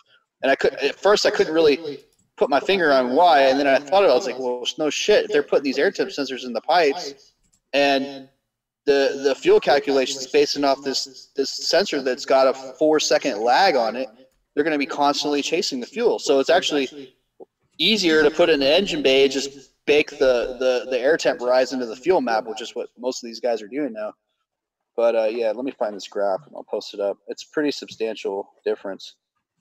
So we tested one at World Cup last year in Wasabi, and our sensor was so quick that when the driver pedaled the car and the boost came down, went back up, the air temp trace almost followed it exactly proportional. Yeah, I guess this is my next thing is like, that's one argument I've had with some guys on even the T1s. They're like, oh, the range is too big, you lose resolution. I was like, if it's accurate enough and fast enough, like as long as you're using a good ECU, you're going to capture that data. Yeah, I mean, you got 16-bit input. I mean, you've got like right. That's always been my point, because I literally got yelled at for speccing a T1 as an IAT sensor because it as a post intercooler, because we were going to lose resolution and it wasn't going to be accurate in a modern ECU that has no problem reading this fast. Yeah, when you look at something like an M1, it's 32-bit resolution. Every single value in that ECU is a 32-bit floating point value. So that means the precision is 32 decimal places. Like the sensor, the hysteresis of the voltage, the voltage hysteresis of the sensor is not even that small. So like the ECU is more precise than the sensor could possibly output, if that makes sense. I don't know if I explained that right, but yeah, that's not even an issue. Now, I'm not saying all ECUs can do that, but they're definitely something that can. The easy way to explain that is you can have up to 32 digits in the ECU, but the sensor might only output 3 digits. Yeah, it's a good way to put it. I gotta copy these to my Dropbox first, and then we'll post them up. I changed laptops recently. I didn't copy all this stuff over yet. There's one of them, and here's the other one. So yeah, it's funny when I see these threads, guys, like, oh, where should I mount my air temp sensor? And I'm like, well, it really doesn't matter because unless you're making a 30-second run, the air temp sensor is never going to be accurate. It's never going to show you. And even the intercooler tests, like before and after and temperature rise and stuff, like what you're seeing is not really what the intercooler is doing because there's an inherent delay. Now, if the intercooler is really slowly raising in temperature, you might be one-to-one with the sensor, but it's not very likely in a lot of cases. My favorite is to tell people, hey, I highly doubt that intercooler is really making 120-degree temperatures for you. There's no way in hell at 40 pounds. It's on a dramatic rise. Yep. All right, let me pull this up in my Dropbox. So how do you share again on here? So you hover over the screen where you can see all of us, and you it'll say at the bottom there's some icons. You hit the share one, or Alt S as in Sam. We'll bring up a share option. You should have that. So let's see, advanced maybe. Content from Sega Camera. I don't see where it says like. Oh, you have to have it open. I see. That's why you're saying you have to have it open. Okay. Well, let me try this. Noob here. All right, so here's the first one. Let me try and share this. So here's the first one. There you go. So that light blue at the bottom, that's a standard GM air temp, and you can see the time scales on the bottom, the time base. The dark blue, that's the glass bead sensor that everybody's going to. The red is a standard K-type thermocouple. And actually, it's not a standard one like you would put in an exhaust. It's actually it's a small one, so it's not. It's actually a little bit faster than a standard K-type. I think a standard K-type would be somewhere between the red and the blue. The green and yellow were two of my test candidates, like towards the end once I kind of settled on sensors. But you can see that in the amount of time that sensor has already gained 400 degrees, the GM air temp is barely moved 15 at most. And the thing stabilizes at what, 1748? And the GM is still climbing damn near a minute after. So that tells you anything. Like they're extremely slow. And like I said, glass speed's better, but it's still not as fast. And then let me show you the boost. And this is with the final sensor that we're shipping now. Let me bring this up here. Can y'all see that, or do I have to share it again? We can see it. To share it again. You see the second one? No, we're still seeing the original. You can't choose to share your whole screen, and it's going to just show whatever you have up. It depends on if you want your whole screen or just individual apps. Okay, let me see here. Let me bring this one back up again. So that's the one, and here is the other one. Let me bring it. It's giving me something about sharing closed. All right, share this one. So here's the one. This was actual data from a pass at World Cup. And the purple line is the boost. And you can see when he pedaled the car, you can see how fast the boost changed and how fast the air temp followed it, which it wasn't instantaneous, but it's damn close. And it's way better you can see the lines are almost parallel, the air temp versus the boost. Obviously the multiplication is a little different, but that's substantially faster. And that's on a non-intercooled car. So substantially faster than any of the other sensors that are out on the market right now. So Chris, is that something people can buy right now? And what's the price on that thing? Because a couple of people are asking. Well, I can tell you right now, they're not cheap. They would be for sale, except the company that is manufacturing the probes for me are actually closed right now. I have a batch of controllers sitting on my desk, but I have not got the final probes. They're probably going to be, and most of you guys are probably going to like fall over in your chair. It's probably going to be around $400 for a setup. That's a probe. It's not that bad. The controller. It's a probe, the controller, the connectors. Basically thermocouple and an amplifier. Yeah, but it's not it's a custom made thermocouple. It has a specific thermal mass to it. And because of the response and the sensitivity of the probe, the amplifier had to be there's basically like a little DSP in the amplifier. And it had to be custom tailored to filter out certain frequencies from the probe so that the signal's clean. Because when you have something like air temp, you don't want the thing bouncing around from noise. It has to be extremely clean. So the implication, Chris, is that you also have a table that is adjusting for that IAT. Well, most VE-based computers, the air temp is part of the density calculation by default. Right. So anything that uses VE, this sensor will make your fueling a lot more stable, especially on a non-intercooled application. Intercooled application, if your intercooler is good and the temps are pretty stable, it won't be as drastic. But in non-intercooled stuff, it's a big deal.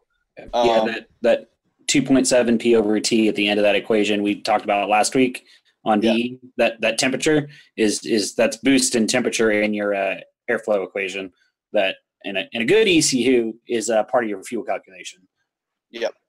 And when everything's set up right, we'll make the things super, super, super consistent.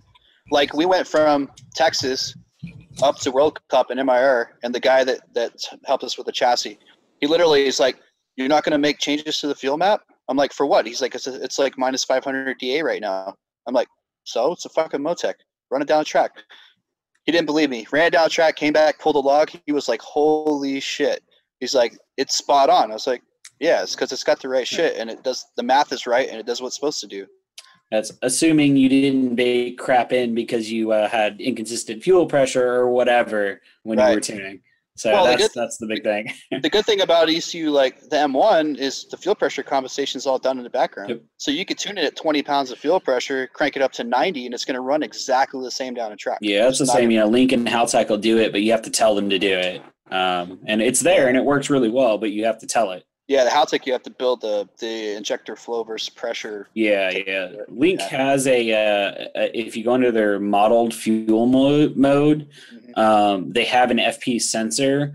I haven't tested enough with really big swings because it doesn't let you put the injector data in. So you are baking a little bit in. I'm assuming it's doing a very simple percent off base pressure type percent change. Yeah, I haven't dug into the math on the Link. So in M1, they have like Motec, they have hundreds of injectors characterized, and they actually give you the nonlinearization tables versus pressure, differential fuel pressure.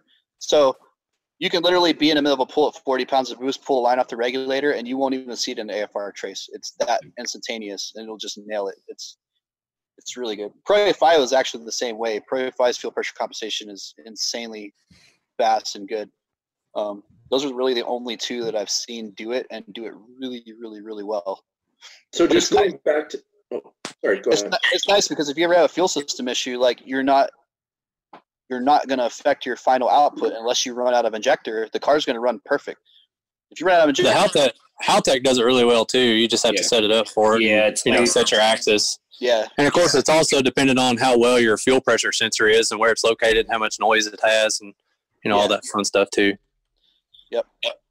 So that's why you buy your good sensor, not your cheap one.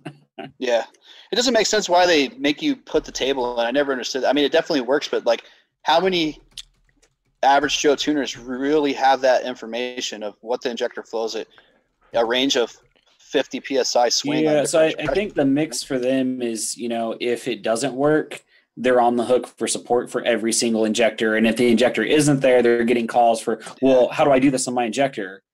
Well, in a roundabout way, really you can do the ideal gas law, multiplication deal where, it's the, I can't think of the term I'm thinking of here, but basically you can build a spreadsheet to calculate, hey, if it flows 100 pound per hour, 58 PSI, what does it flow at 43?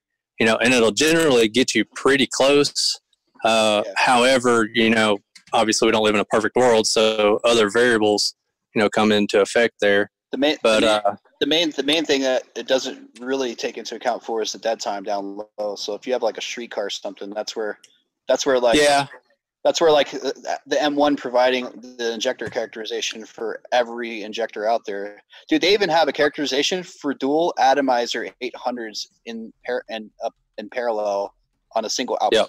Like they have pretty much every characterization you could ask for is in there. Well, a lot of, if you use any kind of injector that has any kind of GM calibration data for an OEM ECU, that's where you would necessarily pull that information from, because all that stuff is based on injector pressure differential as well. Yep. I just wanted to ask Chris. So the back to the IT thing. So the glass bead, you're more like that would be like the new hyperactive or any of those styles. Yeah, I think they're all there's two versions of that sensor I've seen, and I think they're pretty similar in response time because I've got one of each actually in two different cars. They seem to be about the same.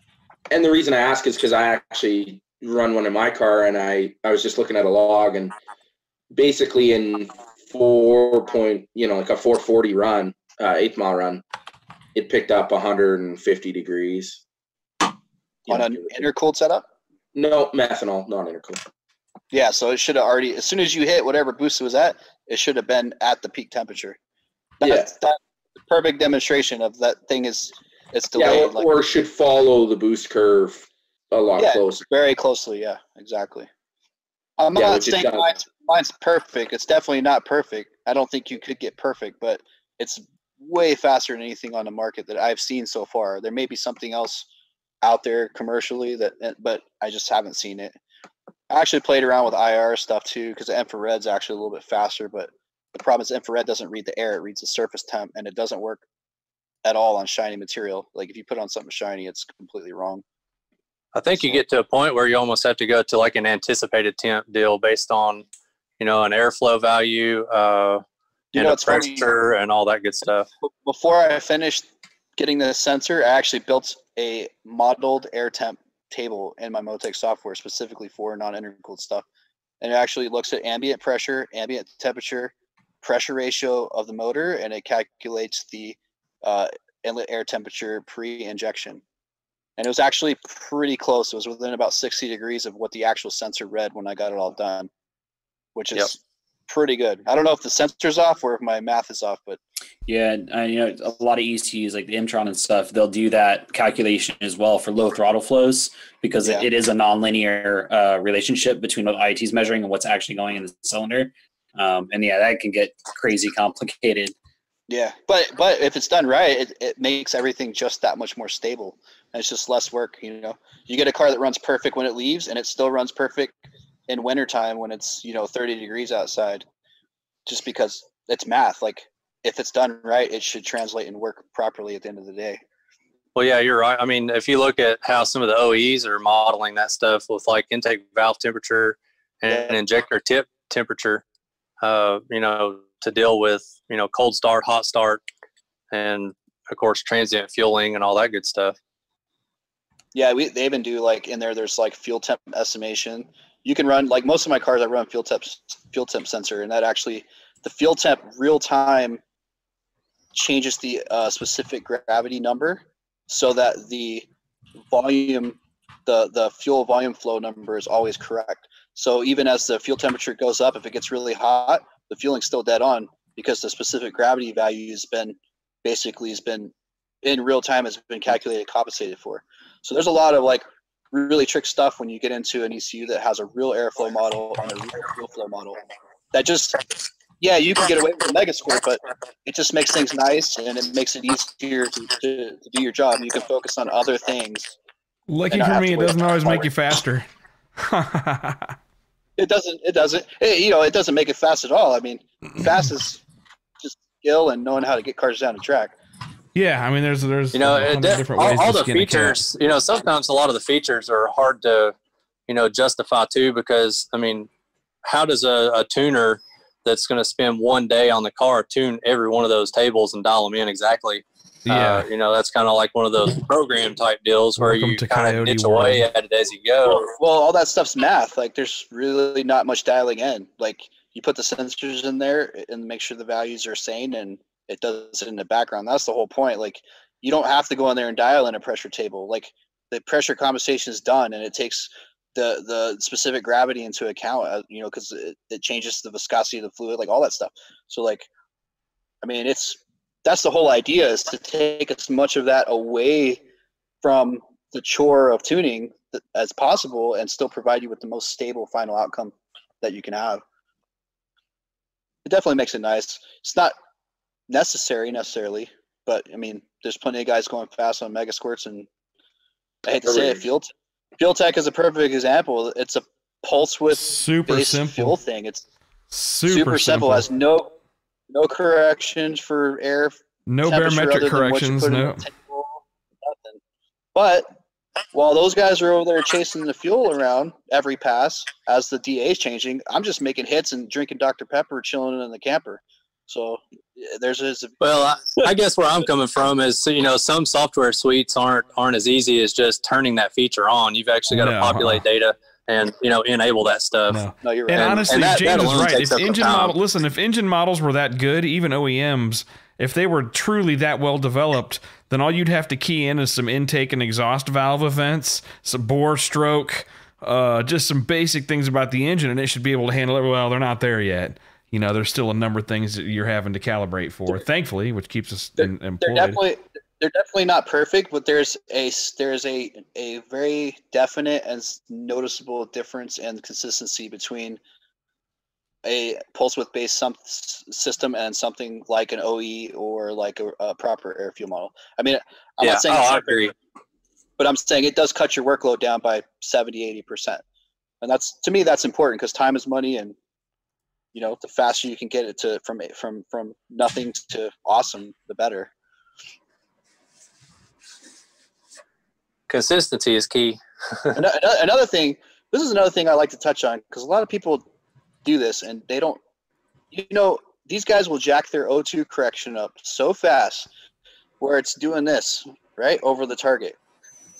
Has anyone ever run that and then turn it off and see the difference in power and see the difference in how the engine I know. runs? If you're cycling around air fuel, if you can literally feel it. It sucks. Yeah. You're cycling like a point, 1.2 points at full throttle at 40 pounds of boost. And like, these people don't realize, like, you're literally going that's lean killing power for a fraction of a second and rich for a fraction of a second. Like, so relying on the O2, the O2 fixes it. Yeah, well, it fixes it. But when you get down to the nitty gritty, you're still missing out on something that you could optimize and make better. And that's why you tune in open loop, make it run an open loop. Yep. So cool we stuff. should wrap it up. It's well past 10 o'clock, gentlemen. You've done a wonderful job. Thanks everybody for listening, staying tuned in. Shit, we had like over 100 listeners pretty much the whole time. Thanks all you guys for tuning in and listening. We know that now that there's lockdown, you have millions of options of live streams to listen to, and we appreciate you putting up with us. What else is going on? So what's Bill? You want to take us out? Sure, why not?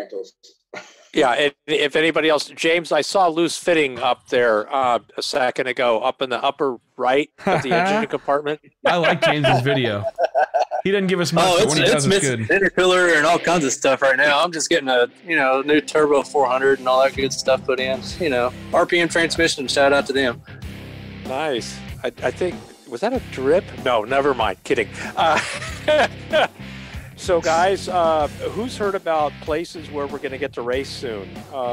There's a persistent rumor there's been a couple of unofficial sort of cruise races going on in Southern California. We're supposed to get a kind of a large-scale track rental going on at Fontana in 2 weeks.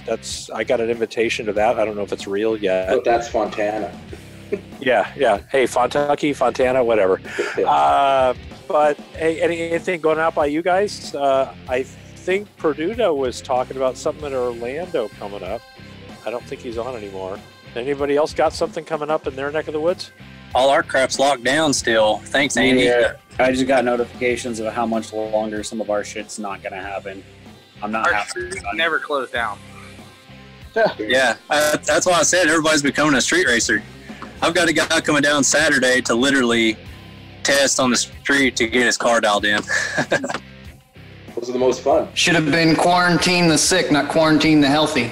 Dude, that's like one of the most nerve-wracking things I ever had to do was dial in Godzilla for that stupid Street Outlaw thing. We're out on a back road that's dusty and pitch black. You can't see anything, and he's out doing hits in this 800 cubic inch twin turbo pro mod on the street. It's like, thank God for good traction control. All right, well, guys, have a good night. We'll you guys stay on the chat. We'll obviously be bullshitting well into the wee hours. Well, the rest of you guys tune in next week. I think we're gonna have a guest next week. We're working on somebody, so it'll be good to hear from everybody else. But y'all have a good time and take it easy. Stay safe. Be careful in Mexico, and we'll talk to you guys soon. Peace out.